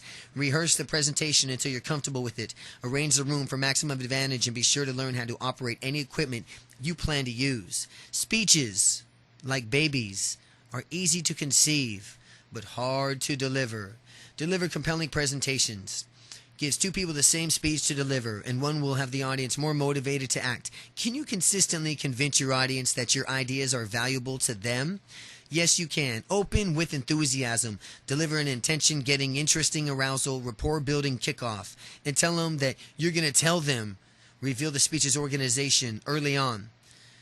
Add some humor by sharing personal stories, not by telling jokes or poking fun at your audience. Never open up with an apology such as, I'm not an expert on, or if I had more time to prepare, or I'll be as brief as I can. Maintain eye contact with people in the audience. Avoid oral distractions such as unnecessary utterances, or, you know. Throat clearing, repetitive phrases, and incorrect use of language. Avoid physical distractions such as poor posture, hair twirling, rattling your pocket chain, swaying, leaning on lectern, placing with a pen or a marker, or doing anything repetitively.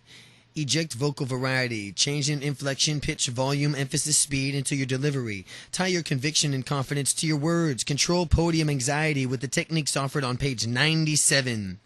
Stay within the allotted time. Better yet, finish a little sooner than people expect. Close with a brief summary and a high-energy finish that motivates the audience to an action. The mind is a wonderful thing. It starts to work the minute you are born and never stops until you get up to speak in public. John Mason Brown.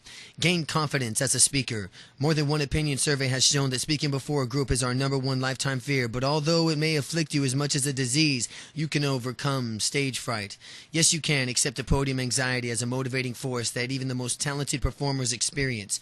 Prepare so completely that your expert knowledge makes you feel invulnerable and unstoppable. Study your audience so thoroughly that you are sure that you know how to push their hot buttons.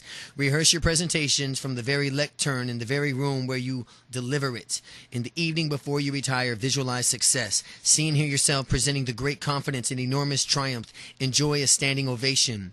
Evolve your audience actively in your presentation from the beginning. Get them up on their feet and invite them to the front of the room to register opinions on a tote board. Have them tell you their portions of their presentations they hope you'll emphasize. Share with your audience the responsibility to kick off a great speech. Use overhead transparencies or other audio visuals to give the audience something to look at besides you. Expend a burst of energy by doing something strenuous just prior to stepping to the lecture. Take a brisk walk Now climb a few flights of stairs. Use the squeeze technique to draw nervous energy out of your body through your arms, fiercely clutching the sides of your lectern. Crush a flip chart marker in your fist. Pinch your fingertips together with your arms down at your side.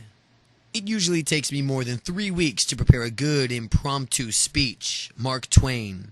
Learn to deliver impromptu presentations. Speaking with the benefits of advanced preparation, carefully planned notes, and eye-popping visual aids is one thing. Speaking without warning is quite another. Are you prepared to meet this communication challenge? Can you sound and look polished without warning? Yes, you can. Read everything you can and get your hands on to have a presence of a mind from which you have something intelligent to say. Keep up with the current events and develop in your field.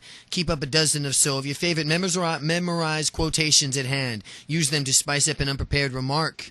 And when asked to speak, use the rule of 3. Think immediately at the angle from which you want to take the topic. Put 3 main ideas in your head about the topic. These might reflect 3 challenges, 3 benefits, 3 methods, or 3 of anything else. You can also pose 3 questions you will answer in your talk. For example, what, where, why. As you stand up, list your 3 main points, then return to each one to elaborate. For example, an impromptu speech on buying shoes might begin. When buying a pair of shoes, consider price, quality, and style. The price you pay. Practice the rule of 3 from time to time to remain adept at it. The rule of 3.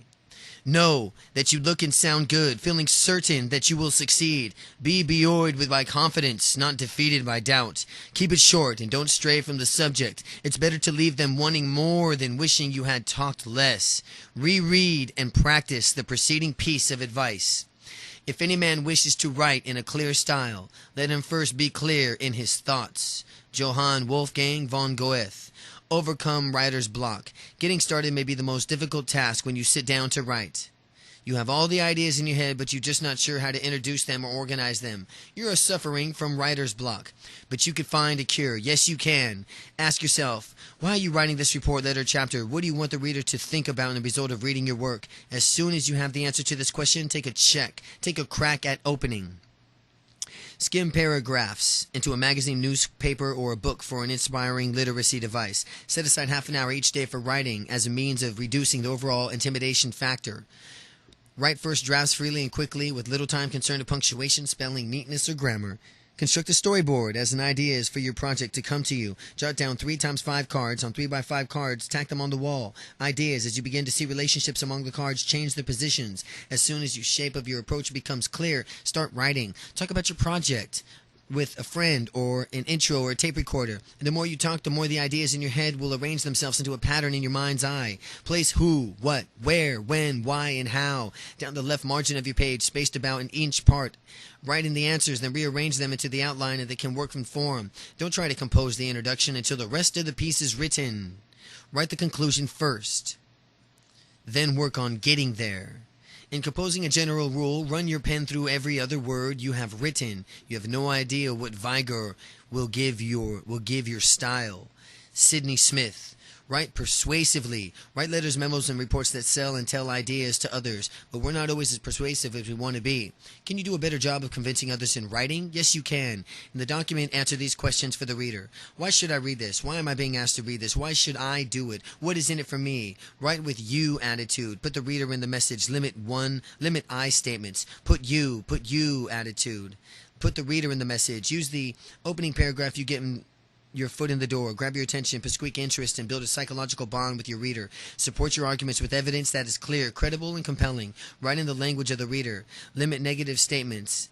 Instead of telling readers what they can and can't do, tell me what they can do. Use words that are sharp, crisp, colorful, honest, direct, and specific. Don't try to impress readers by using words they can't understand.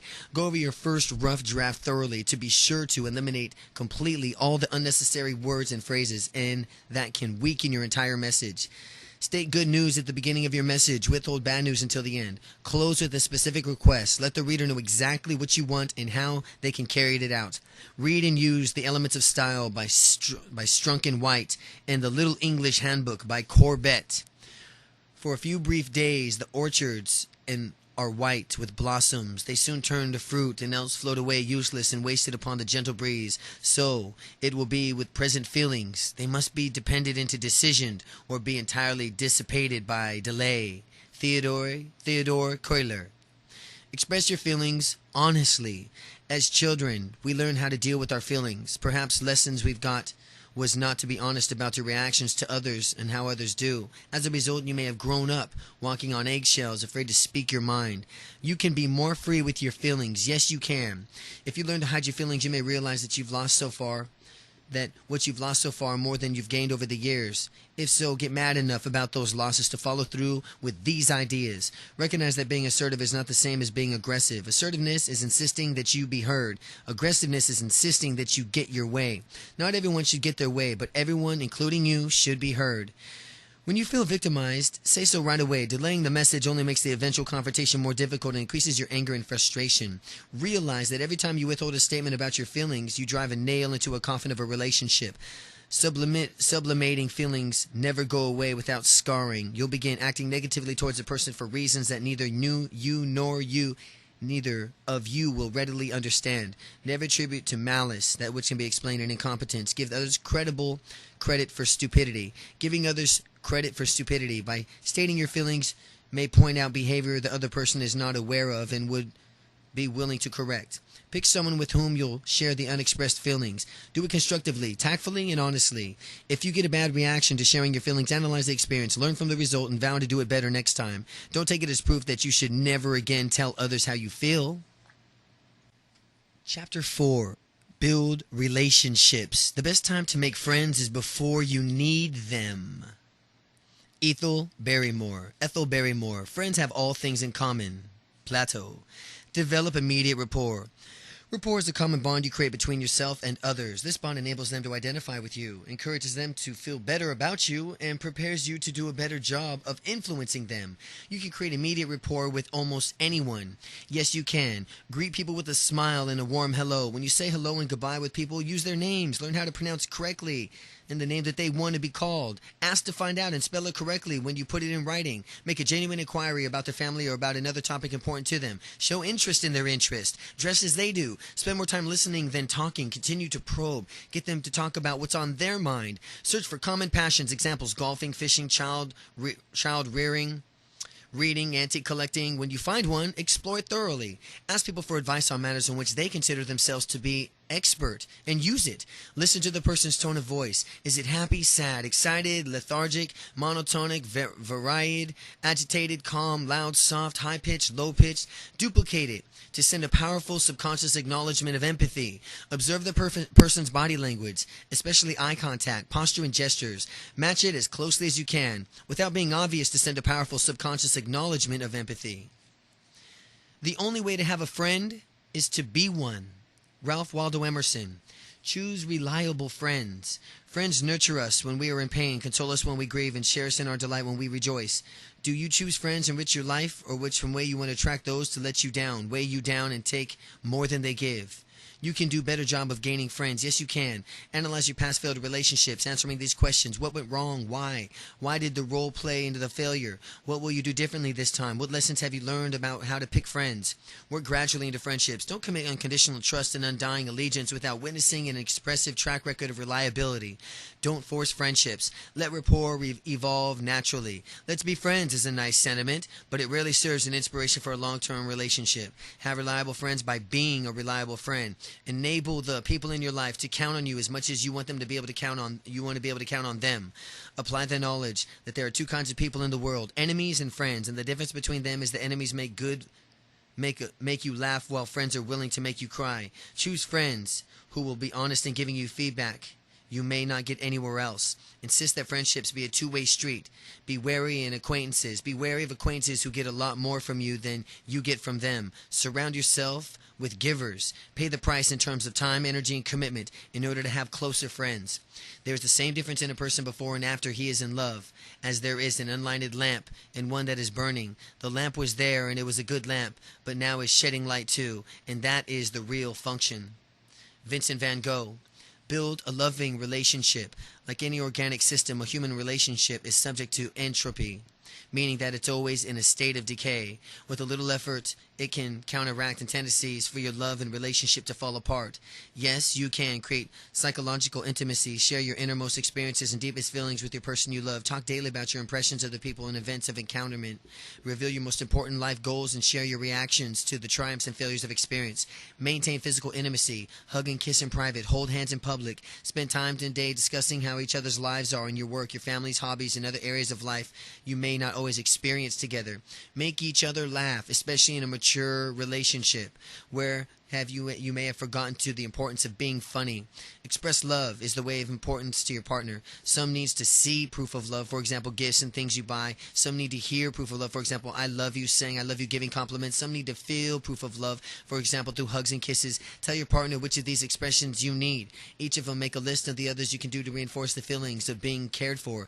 Do at least one thing on your lover's list every day. View all the flaws you see in your lover as a coal that hasn't yet turned into a diamond. Don't plan on hope to change the thing. If you can't accept it, what you see is what you get. Leave the relationship before it's too late. No one can make you feel small without your consent. Eleanor Roosevelt. Protect yourself from abuse. Some people become involved in relationships from which they feel emotionally victimized. No one should put up with abuse in any form. There are ways to gain freedom and from mistreatment. You can make one of them work for you. Yes, you can refuse to enable chronic abusers by accepting their apologies. Instead say, that apology may be real for you, but it's not real for me. The only thing real for me would be never to experience that again. Refuse to enable chronic abusers from making accusers for their behaviors to others. Refuse to enable chronic abusers by protecting them from consequences of their behavior. Allow them to feel whatever pain result from their actions. Set an absolute limit on how much you will take. Tell abusers what will happen if their behavior continues and follow through on your promise. Let go of unrealistic dreams for a relationship when others are unwilling to or unable to reciprocate. Once the pain they cause becomes overwhelming, give them a final chance. Then cut your losses with remorse, but not guilt. Don't become codependent who feels that abuse is something you can control. Pity your attackers. That's right. Pity them. Once you're able to feel sorry for them, you have such an awful lives that they need to treat you so badly, you can free yourself emotionally from the effects of their mistreatment. Pathetic figures can't push your buttons. Memorize the serenity prayer. God, grant me the serenity to accept the things I cannot change, courage to change the things I can, and the wisdom to know the difference. How many a dispute could have been defeated in a single paragraph if the disputants had dared to define their terms? Aristotle. Disagree effectively. Conflict is the inevitability byproduct of relationships, both personal and professional. It's not a question of whether or not you fight with others, but how you'll fight. You can learn how to disagree more agreeably and successfully. Yes, you can think win-win, because you're not win in a long run if another person walks away humiliated. You'll pay somewhere down the line. Focus on issues, not personalities, and remain calm. Name-calling, hurling accusations make a bad situation worse. The more upset you get, the less sense you make and less credibility you have. Listen to others' assertions before making yours. Once they've spoken their piece, they will be better listeners, and you will be armed with information to use when it's your turn to speak. You may even hear some valid points. Ask lots of questions to learn why others believe what they are saying is true. Limit your description of situations to what you can observe and opposed to the surmise and the surmise of suspect. Deal in fact, not innuendo. Deal in facts, not innuendo. When you assert your views, state why you believe what you believe. Monitor and control the nonverbal communications. Don't tense up, finger point, scowl, or get in the person's face. Maintain eye contact without glaring. Fix the future rather than rehash the past. Think long term. Ask, what will it take to keep this from happening again? Keep the focus on your comparative needs, not your opposing positions. Engage with the other person and search for creative ways to meet both sets of needs to reach a common ground. Most of us would rather be ruined by praise than saved by criticism. Norman Vincent Peale. Accept criticism. Only martyrs and masochists enjoy censure. The rest of us respond like children eating spinach. I know it's good for us, but we don't like it. There are ways for more to be open to criticism. Can you swallow your spinach? Yes, you can. Determine the criticizer's motive. If there's a devious or harmful think, but don't say this, you have a problem that I can't help you with, and dismiss the criticism.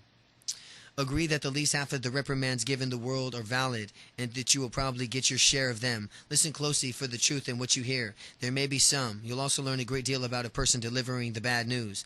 View yourself as a work of art in progress. You won't be finished until you can improve. Seek the options from which help turn you into a masterpiece. Remember, the pride cuts both ways. It has value in building your self-respect, but also destructive when it causes you to be deaf and blind to feedback that might help you. Don't allow your pride to destroy you. Object when criticism is directed at you. Rather than what you do, tell scolders that you'll respond much better to a rejection of your behavior than attack on your person. Share your perspective of a situation after the criticism has been delivered. Acknowledge the extent of your agreement with the comments and point out your disagreement. Supply facts to correct inaccuracies. Assertion your opinions firmly yet without annoyance. Suggest a plan for corrective action that satisfies both of you. Learn whatever lessons this confrontation has taught you. Speak when you are angry, and you'll make the best speech you'll ever regret. Lawrence Peter. Control your anger. Anger is a valid emotion, both to experience and to express, but you and the people around you are not served well by a steady diet of it. You can learn to control your anger. Yes, you can get professional help if repeated age is harming your life. Yes, you can. Look at yourself in the mirror and say, no other person makes you angry. You make you angry. Enter potentially anger-provoking situations, refusing to be riled. Let your armor be the knowledge that your wrath won't serve your interests any better than time you did in the last time. Stop reacting below the neck and start thinking above the neck. You are now destined to react with your gut, thereby lose emotional challenges. You can respond with your gray matter and win. Analyze the motives of those who push your emotional buttons and recognize that others feel justified in behavior that looks irrational, childish, and punishing to you. Recognize that people who are mean, rude, and nasty to you are doing so not so much because they want to hurt you, but because they are hurting. It takes considerable pain of fear to cause one person to lash out at another. Do you normally get angry with people who are hurt or fearful? Make your honest assessment of the typical results of your outburst. Do you feel well served by them? If so, why are you reading this list? Resolve to stop shooting yourself in the foot. When you feel guilty, stop talking. Inhale and exhale deeply. Feeling anger, leave your body with every spent air. Grab a pen and squeeze. Feeling the anger escape through your fingers. Call the short break and leave the room. When you're able to speak calmly, describe the anger you felt and move quickly to a solution that might be the needs of the two of you. I never expect to see a perfect work from an imperfect man. Alexander Hamilton. Accept others' imperfections. Beauty and the Beast is a tale of accepting the ultimately loving imperfections in others. Like Beauty in the fairy tale, you can accept others as they are. Yes, you can recognize that expecting perfection from other human beings is an act of arrogance. Stay off this high horse. Recognize that expecting perfection means that other people must change for you. This gives others the message that they're not good enough, and this is the ultimate act of rejection. Stop rejecting people lest they start rejecting you. Acknowledge that people who expect perfections are praise misers. In their eyes, nothing is ever well enough to warrant recognition. Force yourself to acknowledge the efforts of others. Begin today and say thank you in a sincere way to every deserving person in your life. Refuse to relive the disappointment you set up for each day for when people fail to achieve the unattainable goals you set for them. Establish more realistic goals with them for their performance. Look for special talents and skills in each person. Make a list and study it. Celebrate your good fortune to being living and working with such a gifted people. Think back over the unbridging and understand why and how your perfectionism was formed. Discovering in roots, it will help you to temper it. On the left side of this sheet of paper, record all the benefits of being a perfectionist. On the right side, chronicle the pain and dysfunction of both you and others associated with it. What does this analysis tell you about the value of continuing as you are? He who fights with monsters might take care lest he thereby become a monster. Friedrich Wilhelm Nietzsche. Deflect aggressive people. You are fortunate to get the last aisle seat in the plane for a cross-country flight. Just as you settle in, a tall, imposing passenger confronts you and says, "Hey, my partner and I have separate seats here, but I'm certain matters to discuss. The aisle seat is very important to us. We wouldn't mind moving into the center seat, would you?" Can you deflect aggressive people like this in an aisle assassin? Yes, you can. Avoid situations where they're likely to encounter physical hostile people. Shun dangerous neighborhoods, racial bars, racist bars, exciting crowds. When physical danger looms, run and get help immediately. Prepare for aggressive people. When you experience a loss of hands of a pushy person, devise a plan for fending off similar aggression in the future. Repeat the person's request. Embellish to your advantage. In the airplane, you might say, "You want me to give up this aisle seat that I worked so hard to get, so you and your friend can conduct business? I don't think so. Make the request sound like outrageous as possible to the requester, to anyone else in hearing range. Thank others for their verbal acts of aggression as you deflect them. That's right, thank them. The aisle assassin would have been totally closed off at the end of the response, just described as you had added. But thank you for asking. Be sure to state it and close them with, but thank you for asking. Just no. Just say no. This may be tough for you to do, but you know what? But it is the simplest and often most effective response. Just say no. No. When you say no, do so with a tone of finality and certainty to make sure that there's no even more foolproof. Have a smile on your face when you say it. Words wound, but as a veteran of 12 years in the United States Senate, I happily attest that they do not kill. Lyndon Baines Johnson. Defuse angry people. The pressure of people and attention of life seems to be shortening everyone's fuse. Since there appears to be no reversal in the trend, expect to meet increasing numbers of irate people. Can you diffuse their anger? Yes, you can. Remain calm. Don't let people push your buttons. There's no reason why you should let them get you angry. Good idea. Count to 10. Take a breath. Set an outburst of reflection on them, not you. Tell yourself you'll succeed only by staying in your own head. Think about something pleasant. Monitoring the body language of antagonists. Remain alert to dilated pupils, flaring nostrils, rigid body posture, threatening movements, rapid breathing, and other warning signals. Move away, becoming conciliatory to asking agitated people to talk about what they are feeling. Move away. Become and ask agitated people to talk about what they're feeling. Get the other person to sit down. We escalate the balls of our feet, not the cheeks of our seat. We escalate on the balls of our feet, not the cheeks of our seat. Listen, allow the person to vent and don't interrupt. Show interest and concern in your face and eyes.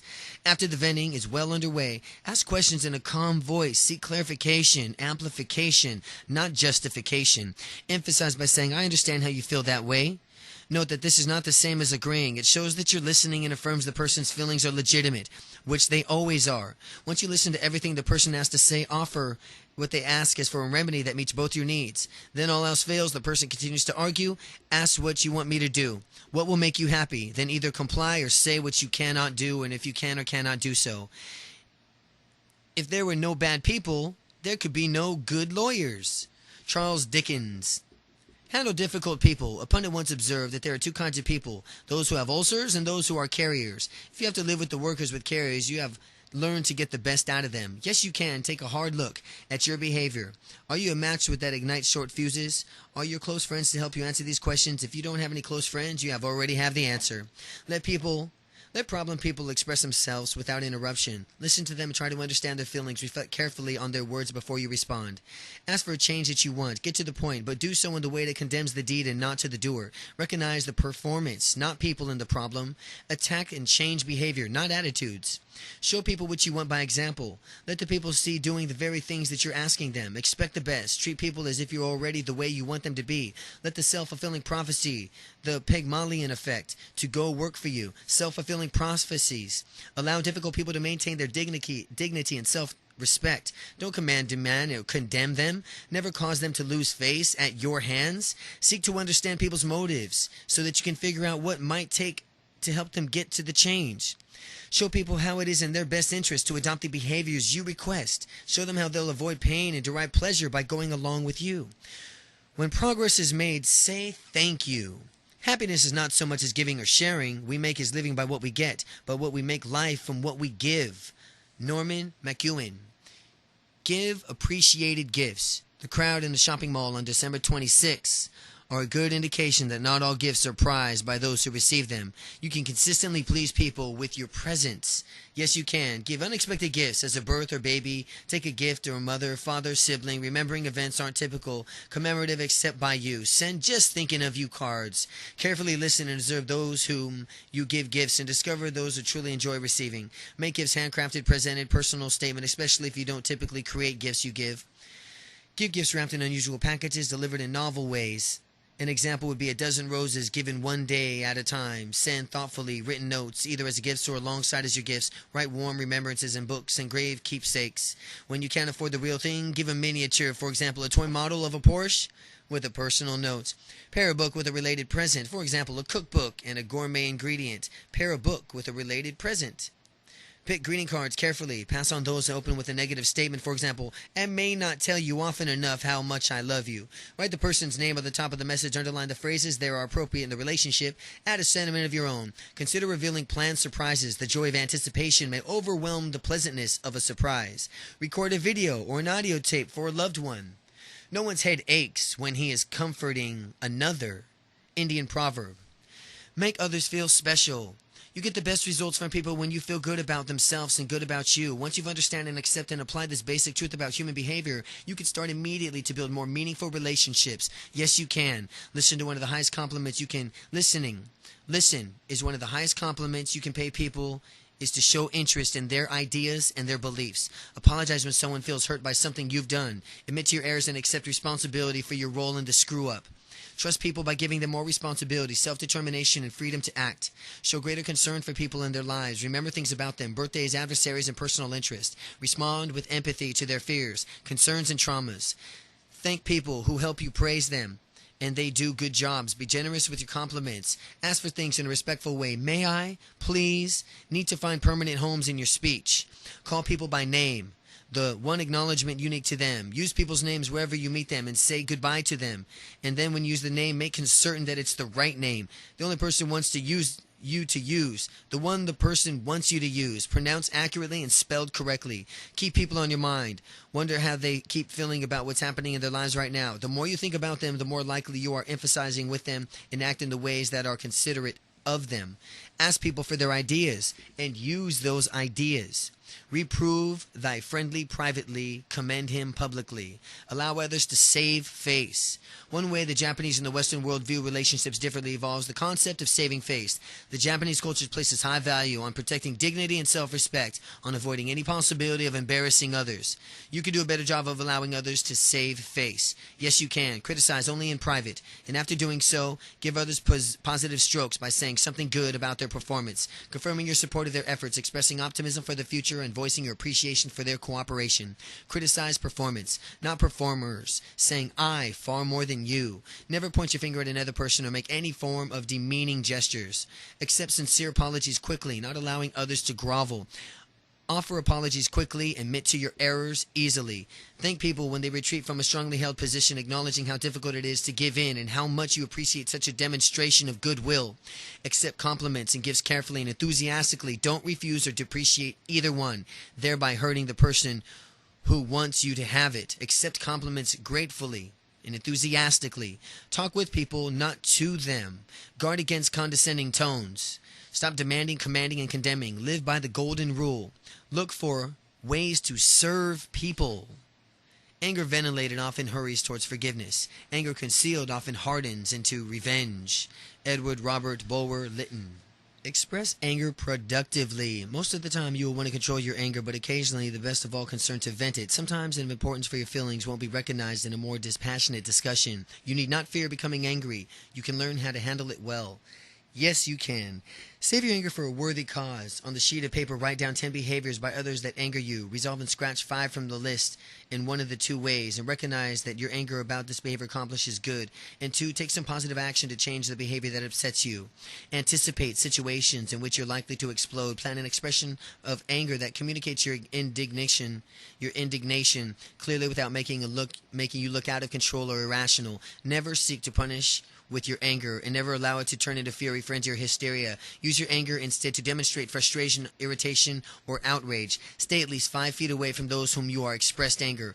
Both of you would either be standing or sitting in a preferred position. Make absolute no physical threats. Do not engage in a name calling. Do not say anything you will regret later. For example, get out of this house. Do not use profanity. Do not threaten to do something that you will not have the desire to do once you calm down. Start your compliment with the word I. Utter at least 5 sentences before using the word you. Discuss the feelings thoroughly. Accept responsibility for the anger before you describe the behavior that you have allowed to provoke you. Take away love, and our earth is a tomb.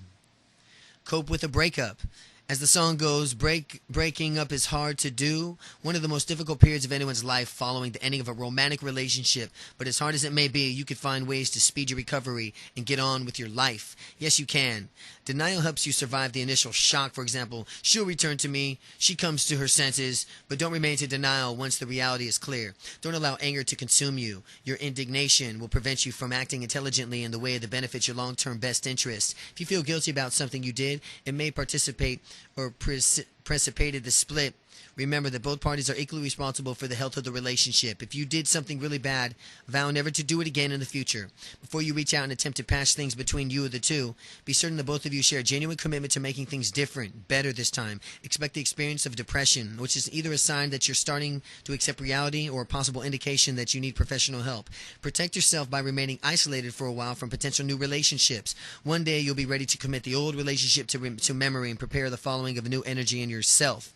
It may help to mark the end of a relationship with a private burial. Collect items and symbolize the relationship, for an example, letters, photos, gifts, and bury them in your backyard. And as you speak, whatever words will affirm that they are releasing this person from your life. Allow your feelings of anger, sorrow, and relief to flow.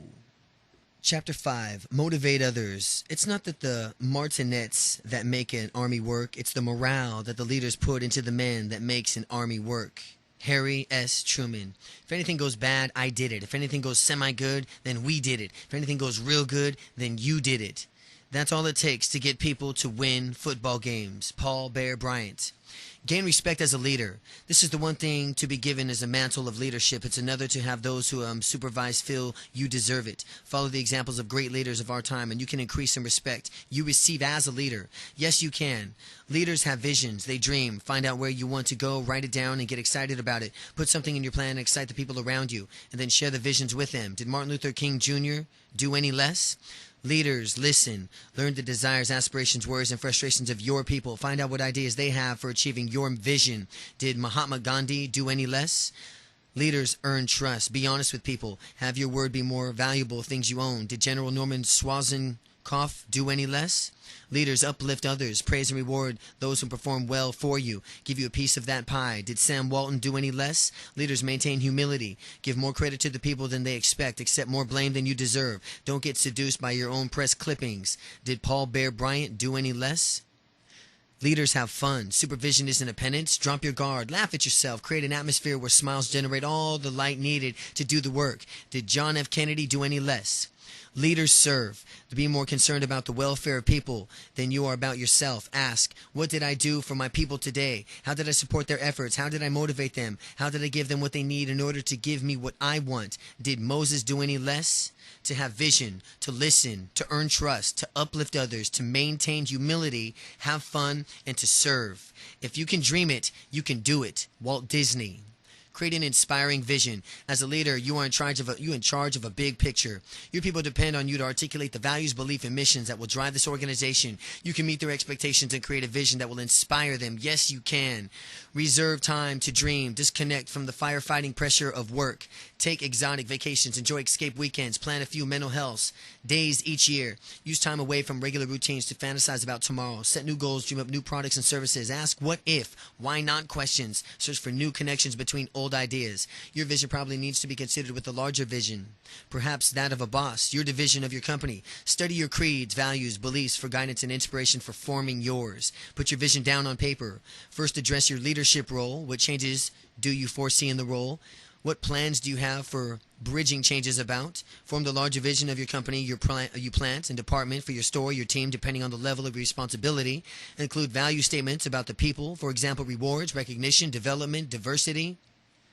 Your organization, for example, structure, decision-making, authority, teamwork. Your business, for example, satisfying customers, ethical standards, entrepreneurial spirit, long-term thinking. Your environment, for example, health, safety, environmental responsibility, role in community. Share your vision with those who will join with you in attaining it. Better yet, let them help you create it. The country's full of good coaches. What it takes to win is a bunch of interested players. Hire top performers. Here's the best way to deal with problem performers. Don't hire them in the first place. Both poor and superb workers probably already are on their way to which you chose them. So why not make the right choice in the first place? You could do it. Yes, you can. Hire top performers. You can get what you pay for. Don't expect to attract headliners with understudy wages. Know what you're looking for. First, make a list of 20 most important qualities you need in the next person to fill the job. One of the behaviors that should be one of on every list, every job, and that person must be a team player. Organizations where people don't pull together fall apart. When you conduct interviews, use your list of desired qualities to frame each interview question. The best predictor of future performance is past performance. Learn what the candidate has already accomplished recently. Pay less attention to experience and education. Find out what the person can do the job. Provide interviews with a written list of job performance expectations for the position. Discuss and assess the readiness for each candidate to fulfill those expectations. The selection decision is to be made by a committee. Delay rating, ranking, and voting on candidates until their strengths, weaknesses, or any unanswered questions regarding each one are thoroughly examined. William Ringley once said, "When two men in business always agree, one of them is not needed." If you're hiring an assistant, seek someone who thinks differently than you. Favor candidates who are strong where you're weak and weak where you are strong. Before you build a better mousetrap, it helps to know if there are any mice out there. Mortimer B. Zuckerman. Learn the needs of your followers. How do you motivate employees? Put into jobs from where you meet the needs of importance from which they work, and how is it important to you? Before you can help meet those and their needs, you have to learn the needs and what those needs are. Can you find out what drives your workers? Yes, you can. Manage by wandering around, spending time asking questions employees of the desires of the words revealed. From a tone of a voice and to discuss their work. Observe them doing their jobs. What desires did their actions reveal? What turns them on and off? Try out different tasks. Where do they shine? Where do they languish? Ask them what they like, what they don't like about their work, and they do now, and ask them to describe their ideal job. Convene an employee-focused group of brainstorming ways from which work can become more motivated. Don't assume that you could stereotype employees or that all have pretty much the same needs. Acknowledge their individuality and their uniquenesses. Don't assume that what is important to you is also important to them. They may be more different from you than you think. Don't assume that they are interested only in material benefits of work. Do assume that recognition, challenge, achievement, autonomy, personal growth, creativity, and meaningful work are just as important to them as it is to you. Administer a survey of employee attitudes about work. Conduct exit interviews. When employees leave voluntarily, find out what you might have done to keep them. Use what you learned to motivate existing staff. He who knows yet thinks that he does not know has great wisdom. He who does not know and thinks he knows is diseased. Lao Tzu. Find out how followers see you. The modern management mandate is to lead by example. One of the surest ways to get loyalty, hard work, punctuality, creativity, initiative, thoroughness, dependability, and service you want from others is to have them see these very same qualities in you. Do they? You can find out what kind of role model you are for your employees. Yes, you can. Watch for the nonverbal cues employers send your way. Do they speak in respectful tones? Do they seek your counsel? Are they relaxed in your presence? Observe employee behavior. Do your workers' willingness even happily comply with your request? Ask employees to complete the opinion survey about the work environment and your relationship style and your leadership style. Ask trusted colleagues what they hear from your employees about your leadership style. Probe the specifics. Ask their suggestions on the employees you want to see more of in your behavior. Ask employees to fashion a list of 20 numbered leadership behaviors they need from you. Give each employee a bag of 3 lemons and 3 oranges. Ask the numbers of the fruit corresponding to behavior of lists that reflect the best opportunities for improvement. Lemons, and you're the greatest leadership strengths for oranges. Videotape yourself running a meeting and conducting businesses in your office on a given day. Ask your company to get 360-degree feedback on you. This involves administering leadership surveys to your superiors, peers, subordinates, the result of analyzing and returning to you by a consultant from who explains the implications of the data that helps you develop the strategies to respond to it. The buck stops here. Harry S. Truman. Hold others accountable. Many employees can be counted on to give their best without close supervision. Others need to be held answerable for their performance. You can hold all employees accountable. Yes, you can. But performance expectations in writing uses the method explaining on page 153. This list forms the base of establishing accountability by serving notices of precise requirements, getting a powerful commitment to the performance requirements of enlisted employees and their development. Conduct periodic formal performance reviews. The more often you conduct with them, the more you base the reviews on written performance expectations, greater employees' accountability will be. Invoke penalties in the form of criticism, discipline, and employee fails to take expectations seriously, and dispense rewards when they embrace expectations and accomplish them. Once an employee become a problem, create a paper trail. Create a private log of your concerns and record your efforts to correct the situation. After 2 or 3 or more two or three oral reprimands, make each succeeding warning in writing, giving a copy to the employee and putting another copy in his or her personal file. Check this procedure with your human resource office before implementing it. Once you predict the possibility of having a formal discipline on fire or non-performing employee, consult with your boss to make sure that he or she will stand behind your decision. Show new employees by the way you treat others that you will hold them strictly accountable for their performance. Demonstrate through your leadership behavior a low tolerance of mediocrity. The deepest principle of human nature is the desire to be appreciated. William James. Yes, appreciated. Give praise. Many employees report working in the praise misers. For praise misers, managers who have mastered the art of saying thank you. Your employees need to feel appreciated. You can learn how to motivate them through praise. Yes, you can. The first step is becoming freer of the praise of recognize, which is the following traits may be sealed in your lips. Having said impersonal, unbridging, expecting the best, holding employees to unrealistic standards, not taking time, favoring the stick over the carrot, mistaking praise for the reward rather than seeing it as a motivator. Plan in advance to take advantages of the opportunities to praise employees for what will likely to be outstanding outcomes of an exceptional effort. Anticipate the victories they're likely to have. Prepare to celebrate with them. Praise the deed rather than the doer. Point out specifically what the people have done to earn your appreciation. Let them be pumped up by their work, not by you. Don't leave out any deserving employees when you praise. Acknowledge the contributions of blockers, he who clear a way for the leading ground gainers. Praise sincerely. Have a smile in your heart and in your voice, and don't applaud employees only when you're in a good mood. Don't pass the compliments like free samples, and don't make your praise sickeningly sweet and overly effusive. Praise publicly, only when the recipient won't be embarrassed and when others aren't likely to react with resentment. Never negate praise. Example, don't follow an acknowledgement of success with, I wish you would do it that way all the time. Don't negate praise. No amount of pay ever made a good soldier, a good teacher, a good artist, or a good workman. No amount of pay. John Ruskin. Motivate inexpensively. Does money motivate people to work harder? Answer this question for yourself by picturing your mind of the hardest working people you know, judging whether they perform as they do because of the money or because of the money they make. Whether your conclusion, the more important question be, can you motivate without spending a lot of money?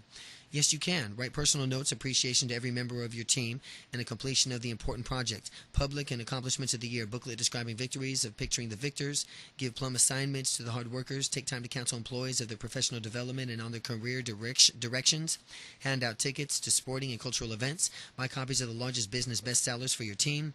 Have lunch. And take a break with a group of employees you don't often get to see. Take opportunities to give your employees credit, both orally and in writing. Get stories from the published in the Penny newsletter and a professional publication.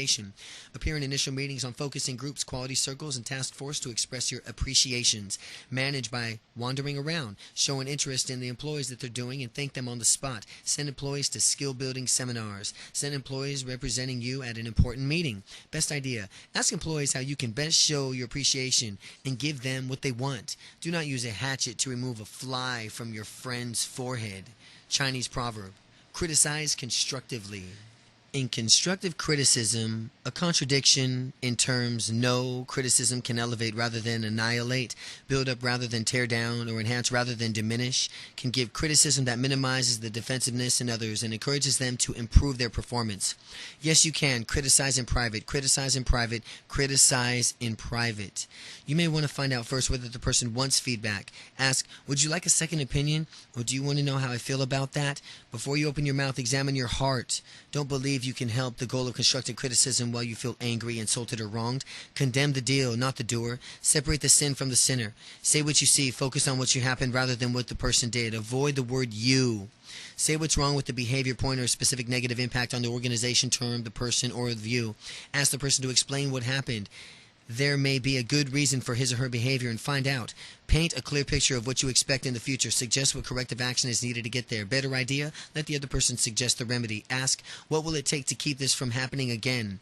Insist that the person makes a commitment to a plan for improvement. Pledge your support. Thank the person for cooperating. Express your optimism about the future, or praise a positive aspect of his or her performance. Don't stick around long enough to change the subject to something that will weaken the impact of the criticism. 80% of American managers cannot answer with any measure of confidence these seemingly simple questions. What is my job? What in it really counts? And how well am I doing? W. Edwards Deming. Evaluate performance effectively. The annual performance review can be one of the most frustrating duties managers fulfill, as one of the most anxiety-laden events of employees face. But it doesn't have to be that way. You can use reviews to improve employee performances, and employees can look forward to them as opportunities to receive valuable coaching. Yes, you can. Show the performance review form at job candidates during the employee's interview and during orientation so that they know that they will be expecting what will be expected of them. Provide feedback throughout the year so that you can tend the review not to come on as a surprise. Don't save up criticism for praise or formal sessions. Increase the frequency of employee reviews to 2 or 3 or even 4 times a year. After you roll in a review from the judge to coach, get training on how this is to do. Have the employees perform self-assessments and talk much as you do. Listen and ask questions. Read your form of rating numbers and labels. For example, commendable, employees fixable.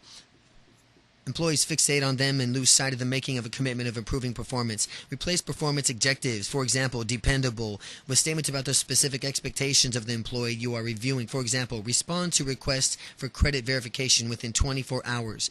Make sure that at least half of your form is devoted to planning a course of action to improve performance. Give employees the opportunity to provide feedback on how well you are supervising them. Hold a follow-up meeting 1 month later to discuss performance and progress.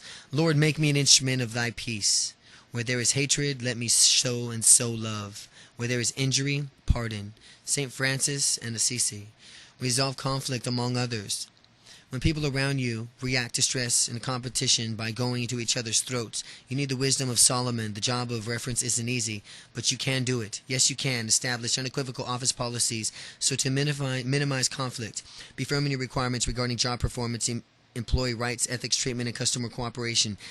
Dress, weapons, drugs, alcohol, and other concerns that your personnel officers or lawyer agrees are legitimate. Whenever you speak separately to conflicting parties, reserve the right to bring anything discussed to the attention of the other person if you decide that's best.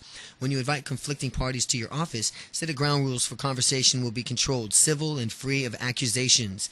Don't take sides. The antagonists need to have confidence in you and trust that you will remain impartial. Your role should be that of a facilitator, not a judge. Get the facts out. Let one person speak without interruption. Have the second one paraphrase to the first person's satisfaction what the first person had said. Next, hear the second person's side of the story in the same way. Continue until the parties either discover their communication breakdown or agree on what the conflict is about. Ask for a resolution that all 3 of you can live with. If you like what you hear, go for it. If not, impose or negotiate a settlement of your own. Provide the opportunity of one party to save face, should be here perceived as the loser. Let the party save face, should be he or she perceived as the loser. Show that person how important he or she is for cooperating with you. Monitor the success of the resolution and react as necessarily. Few will have the greatness to bend history itself, but each of you can work to change a small portion of events, and the total of all those acts will be written the history of this generation. Robert F. Kennedy. Make change happen. The future shock once predicted by author Alvin Toffler is here. Those who prosper in our constant world accept change as positive forces and can persuade others to do the same. Those fearful of change or unable to rally others in new directions will be steamrolled with the volatility of modern organizations. You can get others to go along with useful change with a minimum of resistance. Yes, you can. Prepare for resistance. People fear change because they expect to lose something they value and because they have been victim of poorly administered change, and anticipate the exact concerns and objections you're likely to hear. Don't believe that resistors are being foolish or obstinate. Put yourself in their shoes to understand their fears. Then you'll be in much better position to reassure them. Whenever possible involves employees in deciding on and planning for the change, explain the change fully. Give a rationale for it, the roles employees will play in it, and the implications. Emphasize benefits to employees and to the company. Provide venting forums. Listen without comment. Acknowledge concerns. Don't criticize or belittle them. Tell employees how you'll address their objections. Demonstrate management's commitment to the change. Do more than your share of work and accept more than your share of sacrifices needed to implement the change. Make those organizational adjustments and resource reallocations needed to accommodate the change. Train, coach, counsel, and reward employees throughout the implementation phase. Be there for them. The greatest good we can do for others is not to share our riches, but to reveal theirs. Author unknown. Increase the self-esteem of others. Increase the self-esteem of others. Some of your honest, best performers may be limited by their effectiveness, not by realizing just how good they are, but you can pump up those who hold themselves back because of negative self-concepts. Yes, you can. Help them set ambitious, specific goals in their professional development. See that they are starting implementation on those goals. It's difficult for people to maintain a low opinion of themselves while making progress on professional development goals. Don't allow them to ignore or dismiss their success. Reveal their victories to them by documenting success on performance appraisals and in written commendations. Thank them personally whenever they achieve something important. Whenever your superior, peer, or customer compliments your subordinates to you, tell your employees what was said. Encourage higher-ups and take notice of your employees to wander around on occasion to acknowledge them. Show people how their work helps others, and they'll feel better about it and better about themselves. Reassign them to jobs that are obviously beneficial to others. Rearrange your subordinates to work with other positive, self-confident people whose attitudes may rub off on them. Ask for employees' help and suggestions to use many of their ideas as you can. Few things help an individual more than to place responsibility on him and to let him know that you trust him. Few things help an individual more than to place responsibility on him and to let him know that you trust him. Booker T. Washington. Delegate to empower others. Do you have more than you can handle? Do you hesitate to take vacations, fearing what will happen when you're gone? Do you have employees whose talents are not being fully tapped? Can you relieve the burden of empowering your employees by giving them increased responsibility? Yes, you can. Understand why you don't delegate. If you manage to close those vests and afraid to lose control, recognize that delegation increases your control by enabling you to do and to manage more. And you can lack and trust in your employees. Note how the steps below increase the odds of your employee's success and give you total recourse in the case of failure. Inventory employee talents. What do you do? What they do well? What do you like that they do? Where do they shine for you? Match the talent inventory to the responsibilities. Who has the ability, to interest, and time to step in? Plan for delegation of tasks. Who needs to know before you reassign work? Your boss, your peers, customers, other employees? What accommodations need to be made? What possible negative fallouts or risks needs to be minimized? How? Talk within chosen employees. State the expectations clearly. Again, the benefits of the assignment. Express your optimism that he or she will be successful. Support the delegation of tasks. Provide training, coaching, information, and the resources an employee will need. Praise both efforts and accomplishments. Give the employee authority needed to make decisions necessary to perform the tasks. Evaluate the results. Hold monthly reviews as you decide to rescind in the assignment, revise it, or make it permanent part of the employee's job duties. Had God sent the Israelites a committee instead of Moses, they would still be in Egypt. Author unknown. Lead productive meetings. Meetings can gobble up major times at work, and they are also one of the most valuable communications tools at your disposal. When used correctly, meetings generate synergy and focus the energies of many of the unified goal. You can lead to productive meetings. But never meet without a written agenda specifically to the dates of the meeting, starting the ending times, location, goals, accomplished, points to discuss, and which should you attend, and preliminary work expected of the participants. Use the first meeting to discuss what's expected from the members and what's expected from you. Agree on a mutual performance contrast. Stick to the agenda. Keep social chit-chat and discretions to a minimum. Listen to the people who have to say and influence participants to do the same. Listen to what people have to say. When someone is expressing an important idea, don't let it go without a response. Carry a big stick. Step in to resolve disagreements. Don't allow personal agendas to interfere. Study the nonverbal cues of group members of the signs for confusion, boredom, and alienation. Don't allow decisions to be made without challenging the validity of underlying assumptions or before examining the question, what might go wrong with our plan? Keep the process healthy. That is, and follow 7 points above without over-influencing the content. That is the outcomes of which need to console outcomes. Make decisions on your own rather than a convened meeting. When the meeting ends, summarize the accomplishments and reaffirm the commitment to follow up. We must indeed all hang together, or most assuredly we shall all hang separately. Benjamin Franklin. Mold individuals into a team. You get better results from employees who feel their efforts unite in a single direction by a sense of common interest. You can provide this unification. Yes, you can. Hire those jobs candidates who demonstrate the desire to team players rather than those lone rangers. State of your expectations in specific written terms from how your employees will team players. Example, make suggestions on improving the way that we serve our customers. Define the team clearly in writing so everyone knows exactly what their team's on. Conduct regular team meetings during from which the team concept concept is discussed and reinforced. Recognize the rewards employees as a team when they accomplish something as a team. Show as much appreciation to your second stringers as you do to all your stars. Recognize the rewards individuals for being team players as much as individual excellence. Criticize behavior that weakens team unity. Put an item or two addressing team player skills on a performance review form. Step in to resolve conflicts and threatening solidarity. Make clear how important harmony is to you. Never compare employees to each other. Hold one up to a model for the others to emulate. Ensure the team members get to know each other and that they nature each other's responsibilities and duties very well. Model through the actions the very same teamwork you expect of them. Ignite employee passions with a vision that inspires, unites, and focuses. A community is like a ship. Everyone ought to be prepared to take the helm. Henrik Ibsen.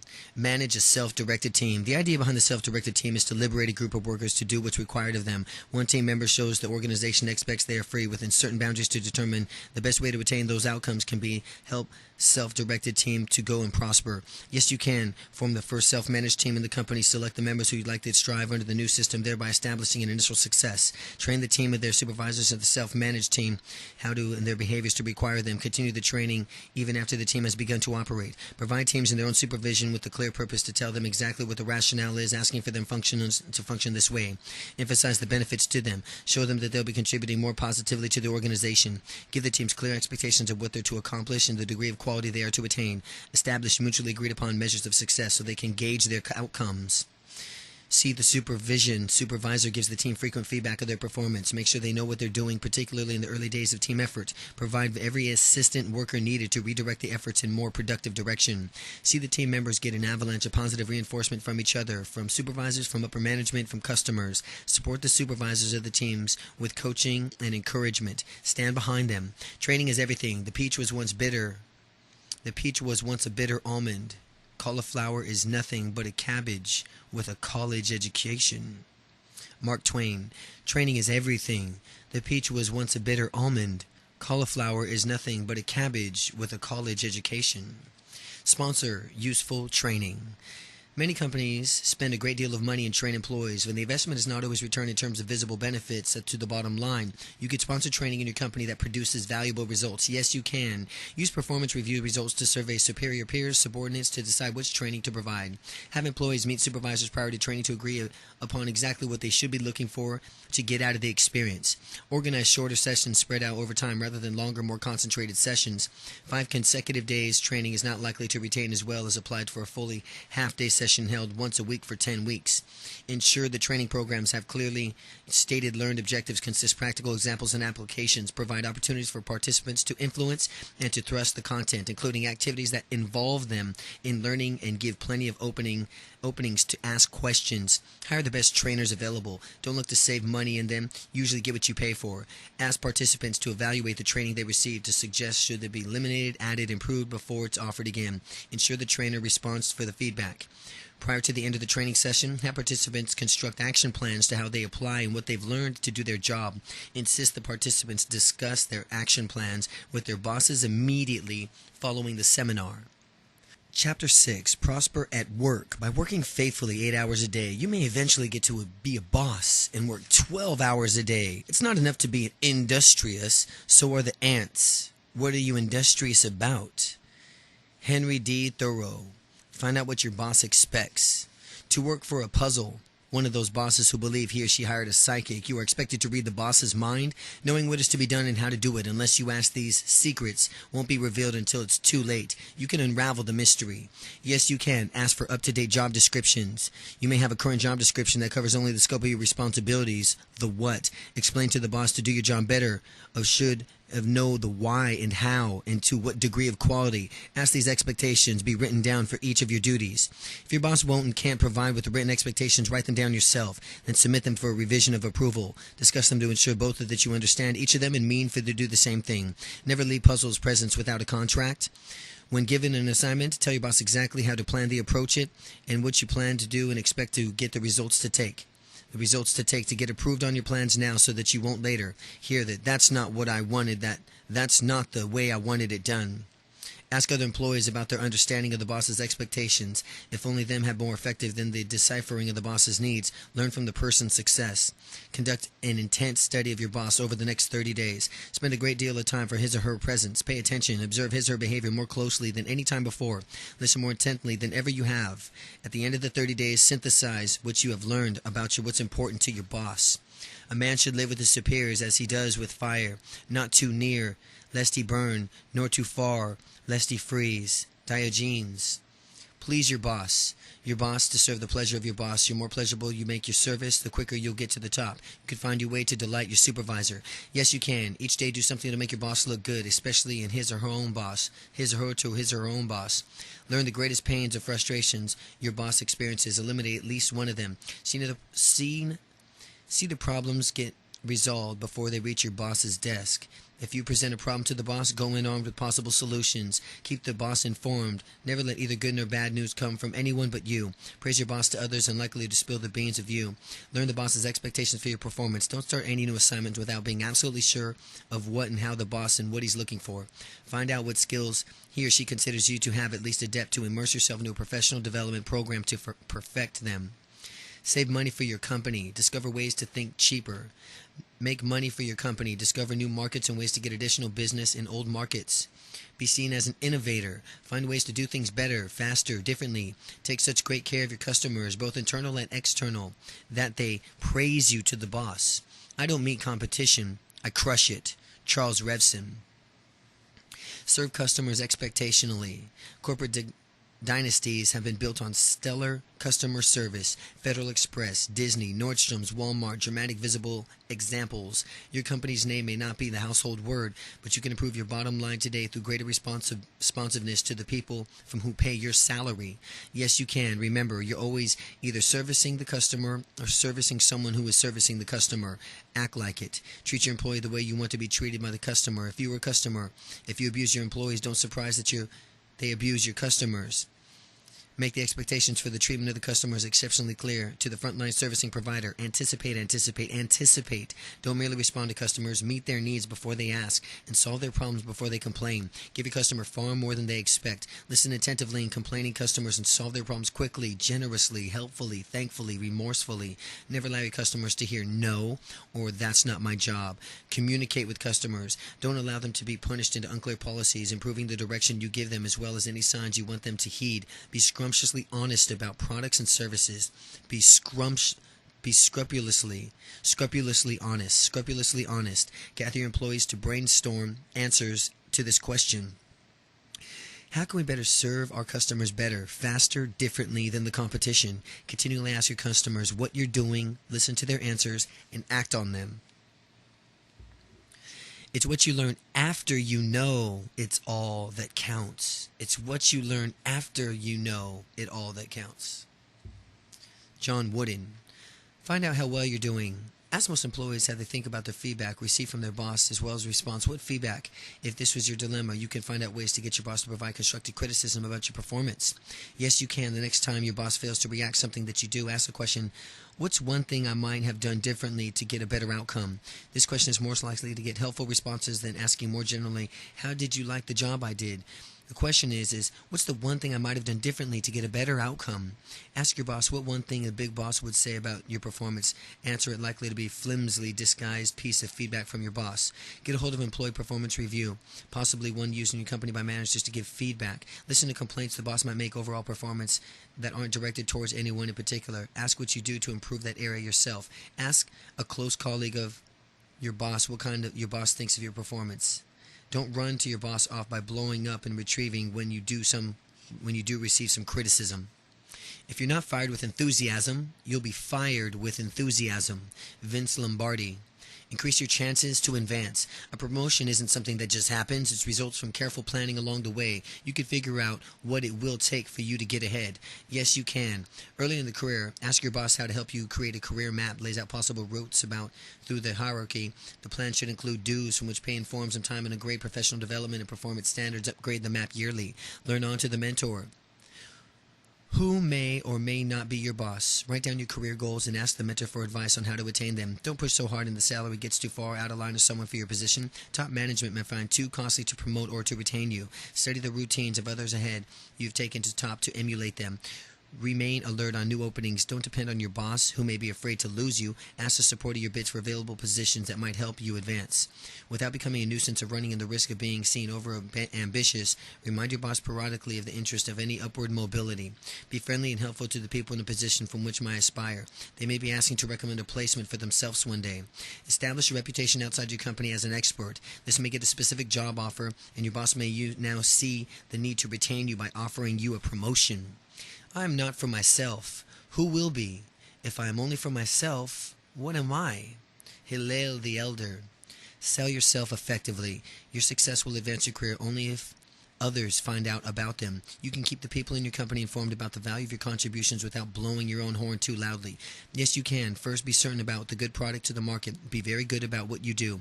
Keep your key decision makers informed of the ongoing basis developments within the area of expertise that are now in the interest to the firm. Submit articles for publication in the company's newsletter that highlights the responsibilities of your accomplishments. Offer to the write a monthly column. Ask your boss to take off a staff meeting attended to high-ranking company officials without being pushy. Introduce yourself to any higher-ups you encounter. Ask your boss for opportunities to showcase your presentation skills to upper management. Sharpen those skills first. Great top-level managers, whenever or wherever you see them, use a simple, "Hello, Mrs. Roberts." After a while, they begin asking and finding out who you are. Author or co-author from a boss reports that he'll have a high visibility. Make sure the name appears on the cover. Author of a co-author of your boss reports they'll have a high visibility. Volunteers for your assignment that will bring you in a contract of a wide variety of new people, both inside and outside the company. Be sure your boss sees any written commendations you receive from customers. Be kind and helpful to as many co-workers as you can, and let word of mouth do the rest. Value has been defined as the ability to command the price. Luis D. Brandeis. Value has been defined as the ability to command the price. Ask for the raise or promotion. You believe you deserve a raise and your worsening financial position has given you the courage to go for it? Can you ask for a raise in a way that will increase your chances of getting it? Yes, you can. Ask for it. You won't get any raise by wishing or hinting.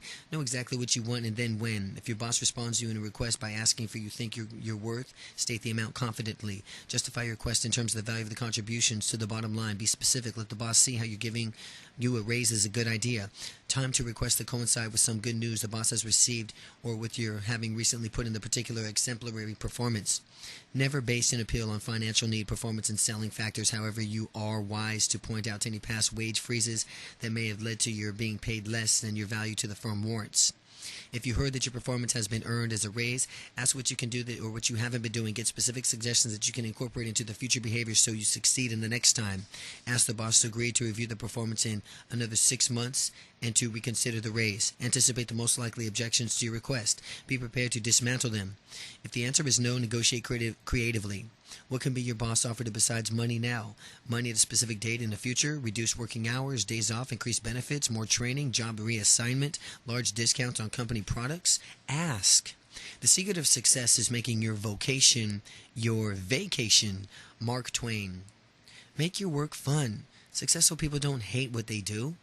What does not come penance must pay in order to earn a living. You can have fun as you pursue your profession.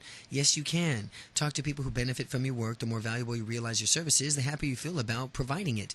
Discuss with your boss and how you can add to your job taking a certain new responsibilities. Innovate, invent new products and services. Find better, faster, different ways of doing things. Dream up a way to save money and make money for your organization. Search for creative solutions to old problems. Take few exciting risks. Bring the same curiosity and vitality to your own work that will bring the hobbies of personal interest. Open your eyes and ears to comic events that occur during in your work. Laugh at yourself. Laugh at a disaster. Don't laugh at others. Post witty, profound, insightful saying of the month in your office or in a public place for all to see. Apply the latest toys to your work. Upgrade your computer. Invest in some electronic widgetry that makes your job easier. Increase your productivity and gives you a kick. Enroll a seminar that has the goal of making you feel more empowered and more upbeat about your work. Keep a work journal or diary. Record your success and failures. Whenever you're feeling down, read your entries from a year ago to gain perspective on your current problems and realize how quickly you were able to make a light of them. The French fry is my canvas. Founder of McDonald's. Find fulfillment at work. Work has the potential to add life or subtract from it. Work has a potential to add to your life or subtract from it. It can be heavenly or hellish, somewhere in between. No matter what circumstances of your work, you can make work life more fulfilling. Yes, you can. Broaden your vision beyond your job that you perform. Find out which much of your company as you can. Learn what you can fit in a grand scheme of things. Look for ways you can fit a more satisfying one. Volunteer new, more challenging assignments as soon as they become available. Ask before your boss thinks of someone else.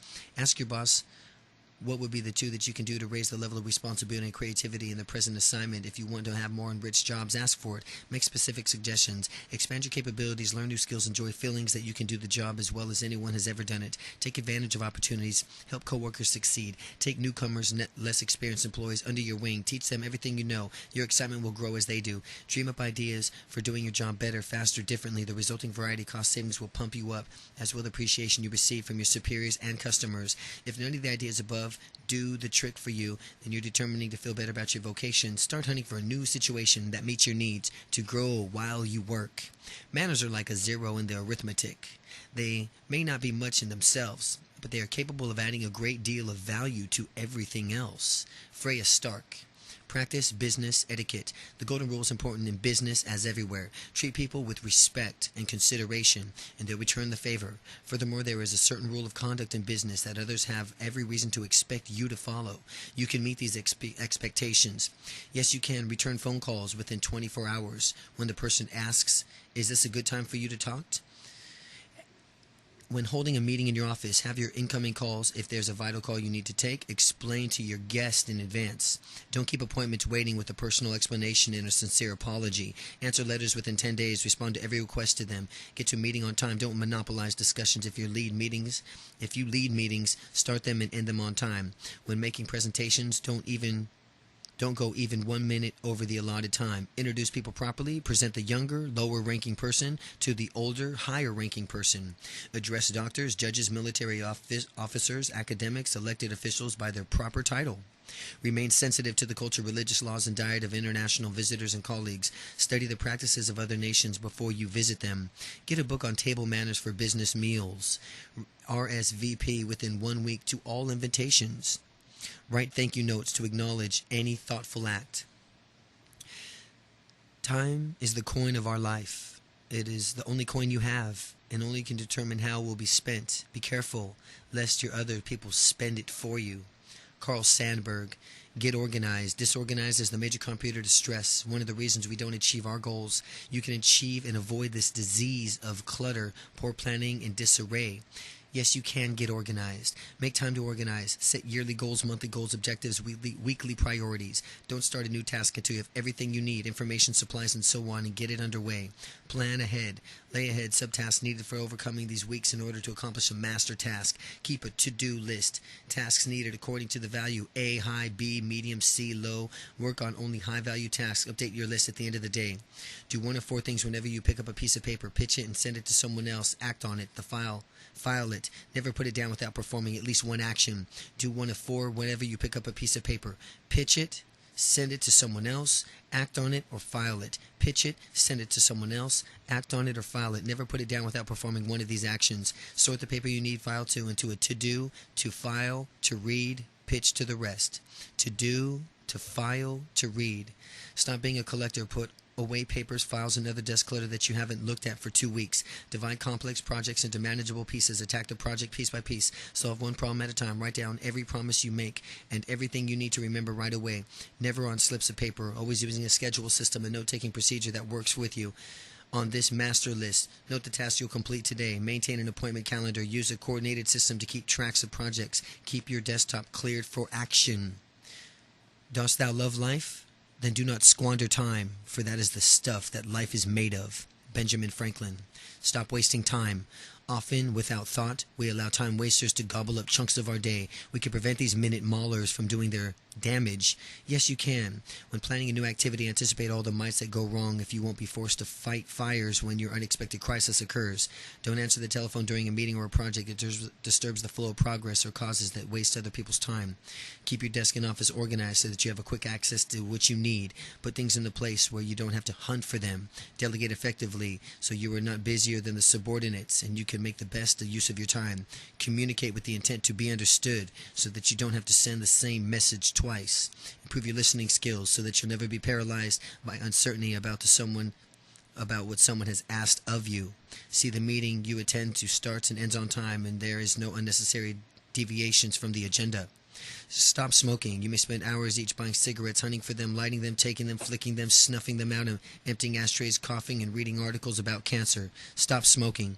Stand up with unwanted visitors. Get past the pit bull who should guard your office. Come around from behind your desk and meet the person near your door. Stop thinking about what you have to do and do it. Know the true value of time. Snatch, seize, enjoy every moment of time. The true value of time is to snatch, seize, and enjoy every moment of it. Philip Dormer Stanhope. Make good use of time. Most of us need to find a way to get more out of the hours available to us. It can be done, and you could do it. Yes, you can. Spend time like money. Use it to do what is important to you, not what others tell you what's important. Examine your daily life routines that can be altered to dispense for the immediate time savings. Example, reading the entire newspaper every morning. Save your most challenging work for the times of the day from which you're freshest and you're at your best. Time of day for you ask yourself, I'm making the best of my time right now. Change tasks if you aren't. Look for your watch frequently to assess the effectiveness of your time management skills. Write less, phone more. Outline topics to discuss the telephone. Make telephone appointments over conversations with what can I do for you? How are you? What can I do for you? How are you? Bring calls to a prompt close after completing your business. Get to your work earlier than others and stay there later and profit from interrupted productivity. During the day, do some of your own work away from the office for the same reason. Doesn't take over projects. Don't take over projects because others are not doing their jobs. Instead, teach and empower them to produce. Write answers to letters in the margins of the ones you receive. Discontinue unnecessary meetings. See the ones you must attend are conducting more effectively, efficiently. Don't overdo revisions when the cost of redoing the work exceeds the value of improvement gained. Don't serve time. Make time serve you. Willie Sutton. Use waiting time productively. How much time do you spend standing in line, stalled in traffic, sitting in airplanes, waiting for an appointment or a meeting to begin, being put on hold for any time of the hundreds of ways life placed you in a suspended animation? Even this time spent waiting averagely only 15 minutes a day could easily consume over 200 days of your lifetime. It can make better use of this time. Yes, you can. Regard waiting as a gift of time, as a disruption to your productivity. Take advantage of this gift. If you typically find yourself in large chunks of waiting time, enroll in a home study college course. Keep a good book by your side. Catch up on a pleasure business reading. Buy a notebook, computer so that you can be productive away from the office even when there's no electricity. Take work with you wherever you go. Do not do tasks that don't normally find time to do when you're in the office. Update your to-do list and your calendar. Set goals for the next year. Take a refreshing cat nap, not in traffic. Let your mind wander through a task you're tackling. Visualize your progress and the next steps you'll take. Dream of new ways to attack the problem. Ask what if, why not questions. Carry a small pad and pen. When all the times the record ideas, they'll get to the run. Carry a small pad and pen with you all the times the record ideas you get while you're on the run. Learn while you drive. Use time stuck in traffic to improve your mind and educate with educational audio tapes. Work on one task while waiting for another to be completed. Examples, make a phone call where your computer or printer completes a routine. A committee of three. Committee of three gets things done if two don't show up. Herbert V. Prochnow. Stand out at meetings. You may run every meeting you attend, but you can be sure to actively participate, thereby contribute significantly to what gets accomplished. Yes, you can arrive on time with an agenda in hand. Don't miss meetings with prior notification approval. Stop doing any personal work as soon as the meeting begins. Stick to the agenda and the task at hand given at the moment. Build to the present discussion rather than changing the focus to your own interests. Be positive. Maintain problem-solving, not blame-placing postures. Focus on the future rather than getting mired in the past. Focus on what can be done rather than agonizing over the group's limitations. Participate, speak up, and be candid. But don't monopolize the meeting. Encourage the colleagues to do the same. When the meeting leaders fail to move the group into the productive direction, suggest ways to get the meeting back on track without threatening the leader. Challenge bad ideas. Present better ones. Don't attack people in the process. Perform any agreed upon between meeting follow-up tasks within 24 hours. Never leak confidential discussions to outsiders. Report back immediately to those who count on being briefed by the regarding into the outcomes of the meeting. Whenever the group makes a democratic decision that goes against your judgment, say so. But once your exception is noted, support the group's decision to be hilt. The training makes men happiest in themselves, also makes them most serviceable to others. John Ruskin. Choose the best seminars for you. These days, training companies and consultants offer the overwhelming selection of professional development opportunities. You could choose the best ones for you. Yes, you can. Review the most recent performance reviews and identify the deficiencies that might be addressed in the seminar. Ask your boss for suggestions. Define clearly what you want out of a seminar. You're attracted by learning, networking. Do you want to acquire specific skills, certification, something else? Read the brochure carefully. If it's a sleazy or classy, do you benefit from attending? Sound attractive to you? Does the outline look relevant to your needs? Is it certification offered in your field? Are you identified in those who should attend sections? Call your sponsoring organization. Find out how many times the speaker has conducted the seminar. Ask for a list of past participants you can call. Be aware of how well the organization handles your questions. Check into the reputation of the sponsor and the speaker.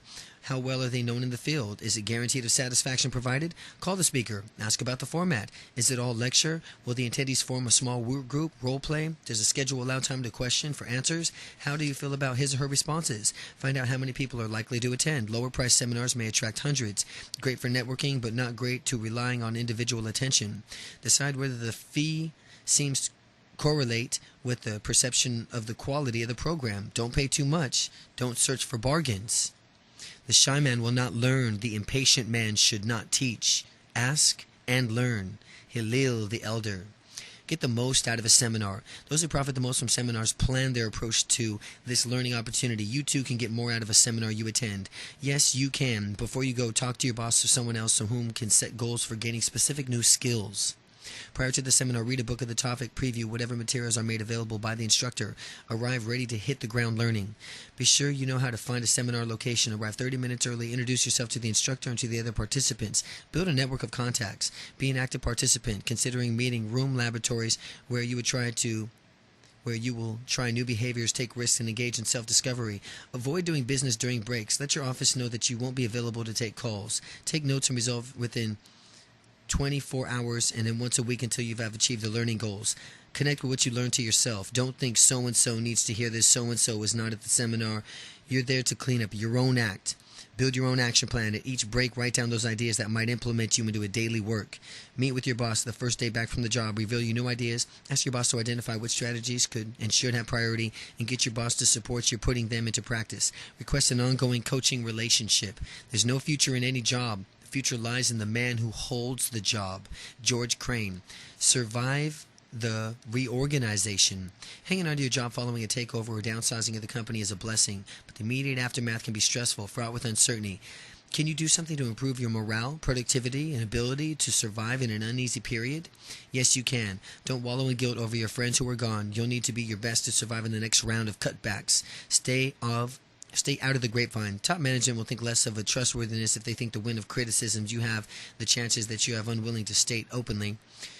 While having concerns about the new job security is natural, don't become paranoid. If you're losing sleep about the future, seek counseling, request assurance from the top management, or find another job. Don't waste your energy looking for scapegoats, the bad guys in the scenario, changing the market, need to close the customers, or worsening financial conditions. Negative anger and resentment will hurt your chances to survive. Become a spokesman for hope, renewal, better times. When coworkers preach gloom and doom, chime in with optimism. Point to the sun behind the clouds. You'll help yourself energize them and gain points in the boardroom. Work toward the future. This may not be in the end of the corporate upheaval. Continue to develop your skills and increase your opinion. 5 years from now, the details of today will be insignificant. There's no security on this earth. There's only opportunity. Douglas MacArthur. Increase your job security. Fellow employees are falling like flies in the midst of corporate downsizing. You love your job and you want to make sure you keep it. Can you take out the insurance policy for job security? Yes, you can. Choose a job in an occupation where rapid growth is projected in the coming years. Go work for a smaller company. Financial adversity is less likely to trigger layoffs in a mom-and-pop shop than in corporate behemoth. Become the best at what you do and indispensable. I've seen a team player who seeks to promote the company more than yourself, to be willing to move laterally as well as vertically to benefit the firm, to work with the unit your company to contribute the most to the bottom line and the most vital to the company's mission, to make your unit more successful and therefore more vital for the company. To find out what's hot in your field and become an expert at it and stay at the top of your new developments. To find out what's important to the CEO, become the most reliable supplier of it. Recommend cost-saving and income-producing measures. Work for a powerful and respected boss who is not likely to receive the largest staffing hits. Make your boss look good continually. Make no enemies. A scorned coworker might be in a position someday to engineer your demise. Be a good friend. A close colleague might be in a position to give higher-ups of an opinion of your value to the firm. Experience is not what happens to a man. It's what a man does with what happens to him. Aldous Huxley. Survive a job loss. Survive a job loss. Yes, you can negotiate better severance packages that you can get. Develop bare bones house budgets. Consider taking the loans out from relatives, or if necessary, declaring bankruptcy. The world has just fell apart. How to survive a job loss. The job you were counting on the last 4 years is no longer yours. Can you endure? Expect to experience these emotional stages: disbelief, betrayal, anger, embarrassment, panic. Engage the self-talk. Consider getting professional help if you need, but let your family provide emotional support. As soon as you're ready to plan for a new job, spend at least a day or two considering the possibilities. Make a list of everyone who can assist you with your new job search. Don't badmouth any company or anyone from your past. Make an employment picture that's nice. Before you get too far into your new job, ask why you really lost your last one and study and correct. Success is a matter of luck. Ask any failure. Success is a matter of luck. Ask any failure. Earl Wilson. Conduct a smart job hunt. Make sure that with chasing a few of a job needs to increase probability that you'll find a position that you'll advance with in your career. Make sure that you prepare and you're well organized with a tasteful designed resume. If your job hunt's dictated on the loss of a boss, take some time to calm down. Don't expect results from mass mailing. Contact people who might assist you in the job search and ask them what they can do to help. Look for opportunities to network at seminars, professional meetings, and conventions. Have a friend posing as a potential employer. Check that each of your references extols your virtues. Wait 10 days before responding to a help wanted ad. When you find a company where you really want to work, express your enthusiasm and tell the employer that you're willing to wait for an opening. As time passes, keep in touch. Your persistence may be rewarded. The closest thing to perfection a person ever becomes is when he fills out a job application form. Ace an interview. When two candidates have similar credentials, the one who is better in selling him or herself usually gets the job. How can you convince the interviewer that you are too good to pass up? Yes, you can prepare thoroughly, show a complete knowledge of the company as well as probing, but not rude or invasive questions about current corporate issues. Do not do the following: appear aggressive or submissive.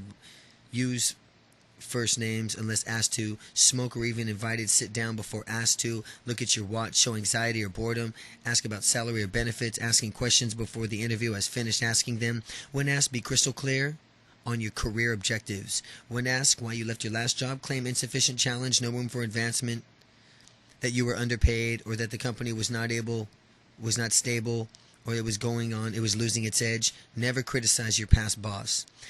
When asked to talk about yourself, cite specific examples of your outstanding accomplishments. When asked about your weaknesses, identify your strengths and committed improvements. Presentation skills for good choice. Don't criticize yourself. Practice answering the questions that hope won't come up.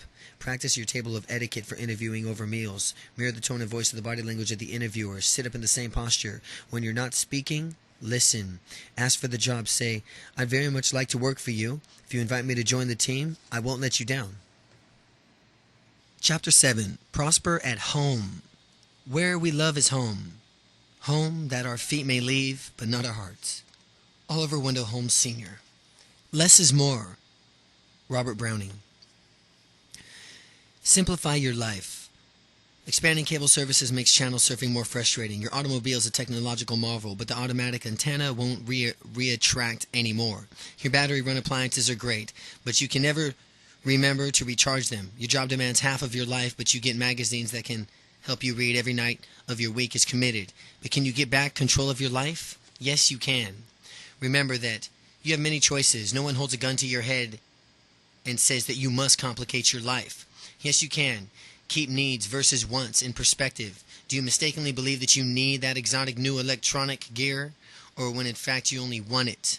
Cut back on complexity and expenses of your lifestyle that you can transfer to a lower paying or less demanding job.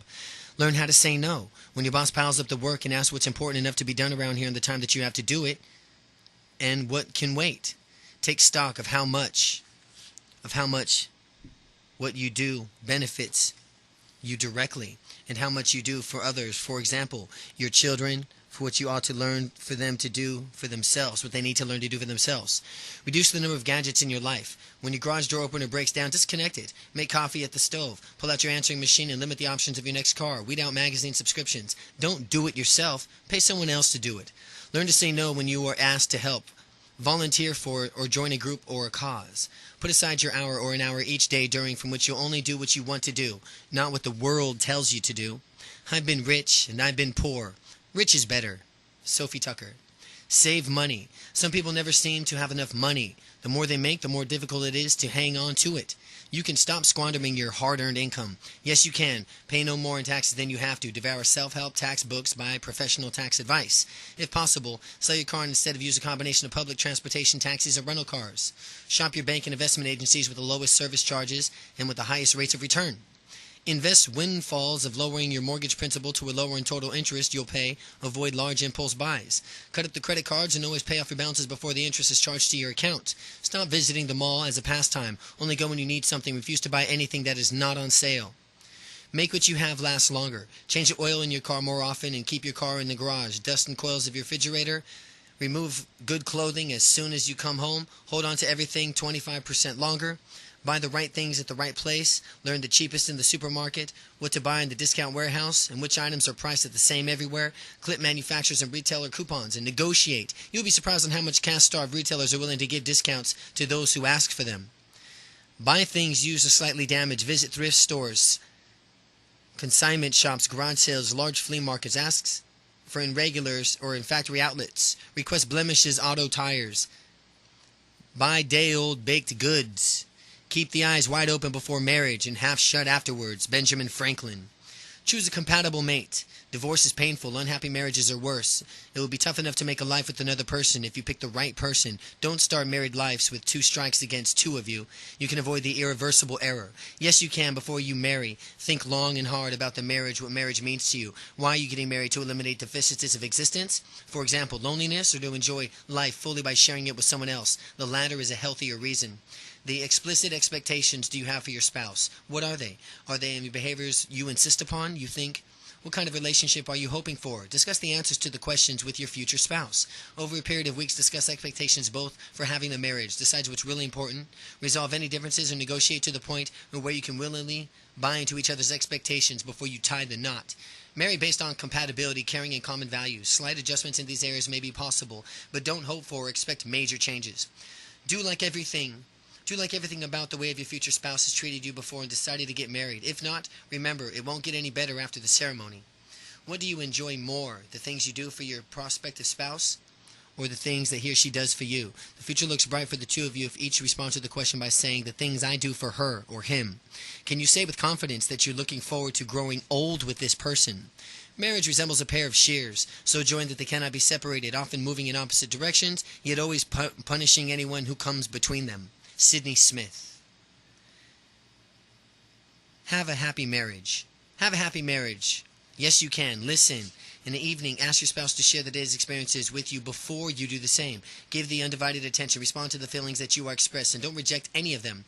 Half the mistakes made in a relationship will be yours. Apologize when you make them, and don't make them in mere apology ever lets you get off the hook. And make a commitment to your partner not to repeat the mistake. Fulfill that commitment. Make up after fights. Be the first to seek reconciliation. Send a note to call your spouse at work, from work. Either apologizing, merely say, I'm sorry we had such a terrible fight. Support your spouse. Be his or her blocker, coach, cheerleader. Lift your spouse up to the world. Never criticize the one you love to others. Never ridicule him or her anytime, any place. Never threaten to tell the spouse to get out unless you mean it for good. Ask your feedback on what you're doing. On a regular basis, discuss what each of you could be doing more or less of, equally for each other. Don't harbor unexpressive negative feelings. These are the seeds of alienation and separation. Touch your partner constantly with hugs, rubs, holding hands. Hang on to intimacy for dear life. Renew your wedding vows when you are married or in a special place in the presence of loved ones. If we had paid no more attention to our plants than we had to our children, we would now be living in jungles of weeds. Be a better parent. Yes, you can. Spend at least 15 minutes a day talking to your child. Find out what's on their minds. Tell them about your job and talk about your workday. Lead by example, but not exhortation. Communicate your values by deed, not by laying down the law. Assign children meaningful household duties. Teach them how to contribute to an upkeep of their home. Teach them financial responsibility. Make them earn at least a portion of the money that they need or want from special purchases, activities, and family vacations and college. Watch for trouble signs, changes in fields, values, weights, routines, or mood. Take threats of suicide seriously and seek counseling for your child the same day. Don't ignore your own welfare, if that of your spouse, by getting totally absorbed in your children's lives. Say "I'm sorry" when you've hurt them and admit when you're wrong. Accept that your children aren't carbon copies. They're not carbon copies, so don't expect them to respond to life the same way you have. Endure the stage they go through because being embarrassed to see you. Endure the stage they may go through of being embarrassed to be seen with you. Pay attention to positive behavior. Praise it so children will repeat it. Arrange for responsible adult supervision when they are not there. Leave detailed instructions in your will outlining how you want your children to be raised. There is no friendship, no love, like that of the parent for the child. Henry Ward Beecher. Be a better step-parent. Yes, you can during a courtship with the next spouse. Don't romance the kids. Don't lavish excessive attention on them. But show them how to be happy, and you are to being married to them too. Accept to be resented, especially if the other parent is still alive. Even if the parent has died, the children may feel that you're taking their mother or father away from them, probably because they got lots of attention between the end of the previous marriage and your arrival on the scene. Resolve any issues from which the children have addressed to you. Watch your own children for the signs they feel the favor of the new spouse over them. Talk about the issues with your child and discipline your spouse and come to the agreement about exactly how to handle it and discipline with your spouse. And talk with your spouse for a few minutes each night about how well you guys are doing with each other. There's only 2 lasting bequests that we can hope to give our children.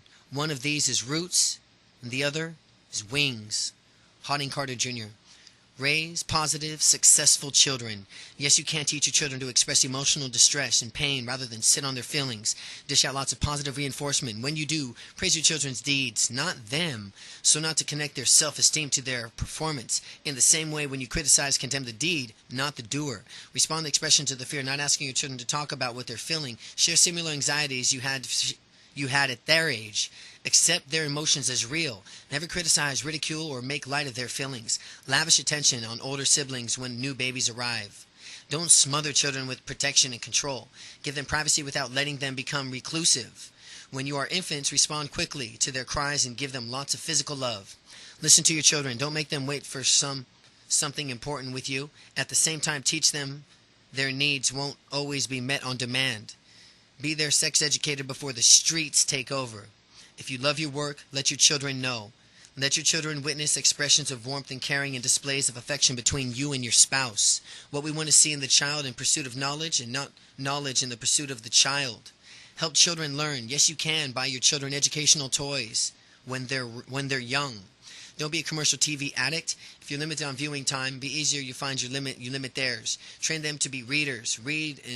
Read them beginning in infancy. Give them the books as gifts throughout their lives. Let them see you reading and enjoying books. Teach them to be readers. Hold home spelling bee quizzes and other tests for prizes. Train your children to ask questions at an early age. Be receptive to them. Praise their inquisitiveness. Teach them the importance of putting into an effort of not focusing much on results. Discourage them from equating their self-esteem from their grades. Appreciate good report cards, but don't make a big deal about them. Don't enroll them sooner than necessary in elementary school. Bright kids are often weak socializers. Visit teachers. Discuss the curriculum. Show the appreciation to teachers. Ask how you can help out, and don't become a bother to them.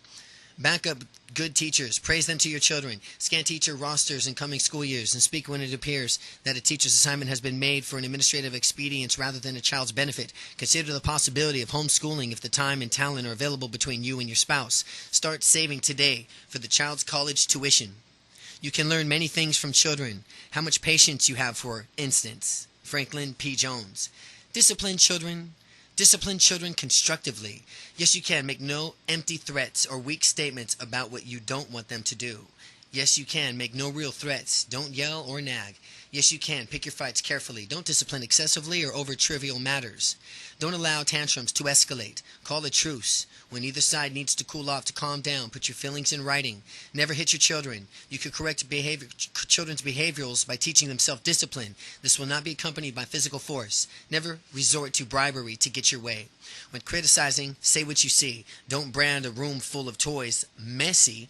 Call it what it is, a room full of toys. Make no you statements. Make plenty of I statements to express feelings more than to demand compliance. When you criticize an action, say what's wrong with it. Don't simply insist on having your way. Say what's wrong with it when you criticize an action. When corrective action is required, enlist your child in a devise of a plan. What can we do to be sure that this doesn't happen again? After you deliver discipline, hug your children. Express unconditional love, even if it rejects your behavior that's triggered the discipline. In a united family, happiness springs of itself. Chinese proverb. Create a close-knit family.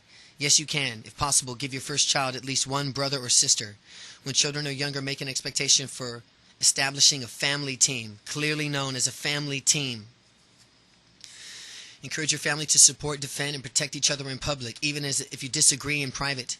Never take sides in fights, but step up as impartial facilitators to help resolve them. Hold weekly family meetings to create a climate where feelings can be openly discussed. Make sure that the youngest members are listened to seriously as the oldest ones.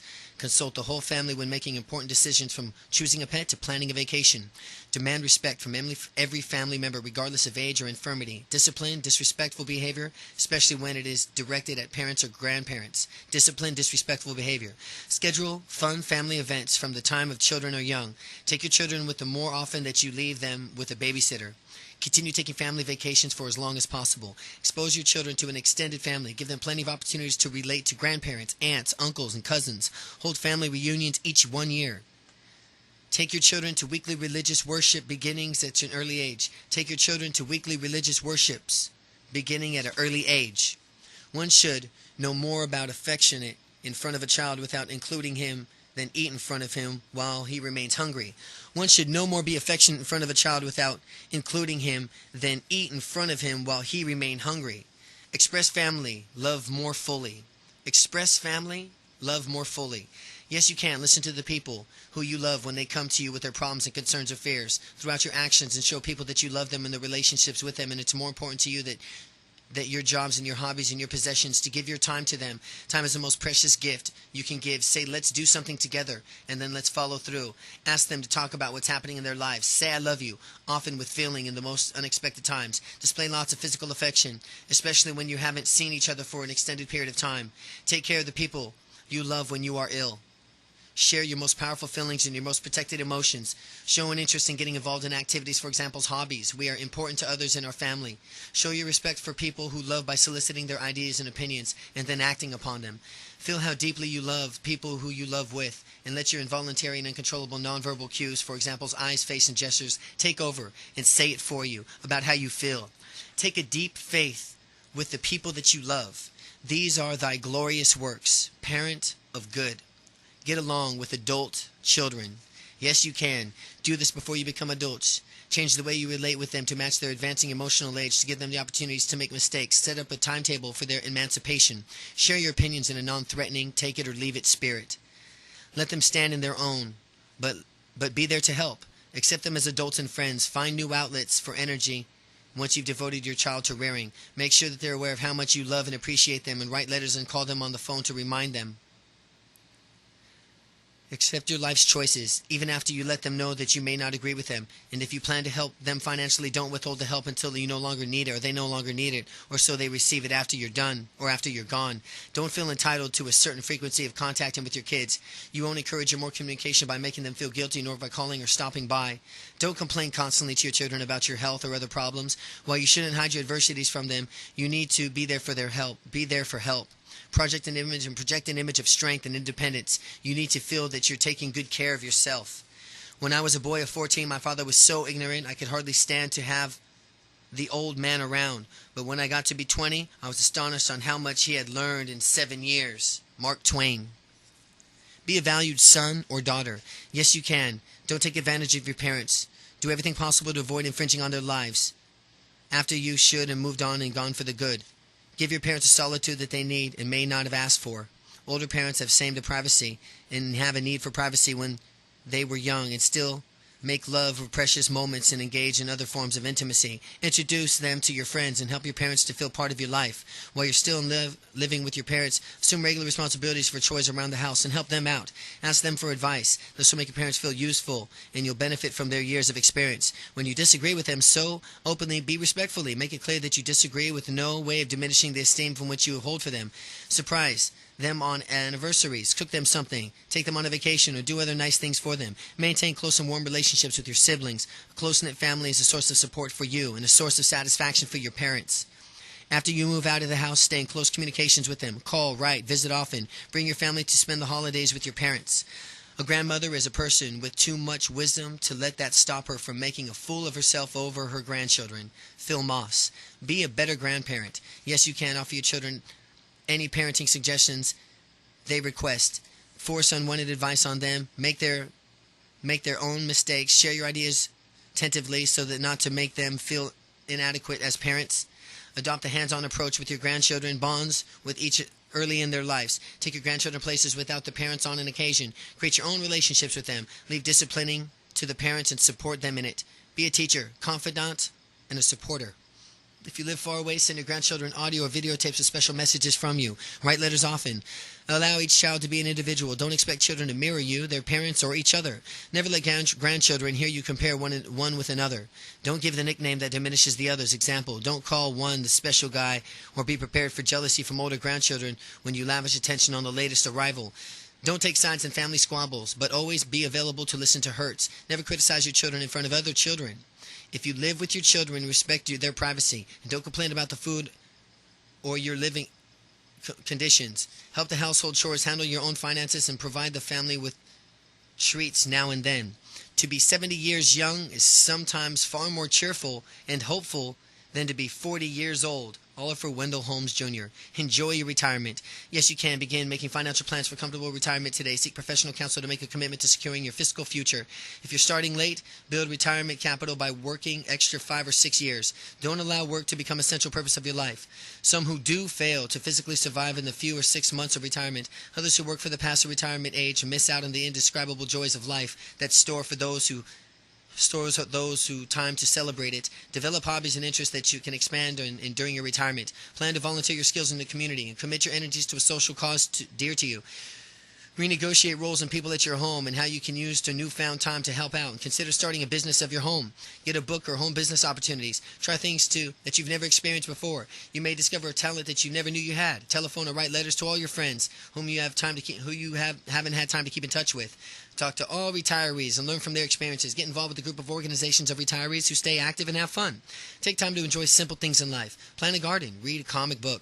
Stroll through the woods. Stay healthy. Eat well. Exercise. Keep an active body and a mind. There's no happiness. There is no misery. Like that growing out of a disposition of concentrate and desecrate of a home. There's no happiness. There is no misery. Like that growing out of dispositions which consecrate and desecrate a home. Edwin H. Chapin. Resolve family quarrels. Yes, you can. A necessarily requisite in implementing the steps of this list to swallow your pride and believe that your most important goal is to restore family harmony. Restore the dignity and self-respect of family members you may have lost face with during the disagreement from which you lose face in the process of resolving the dispute. Applaud members who are willing to back down from the earlier positions. Offer and make concessions, giving good demands and make a friendly gesture, and welcome reciprocation.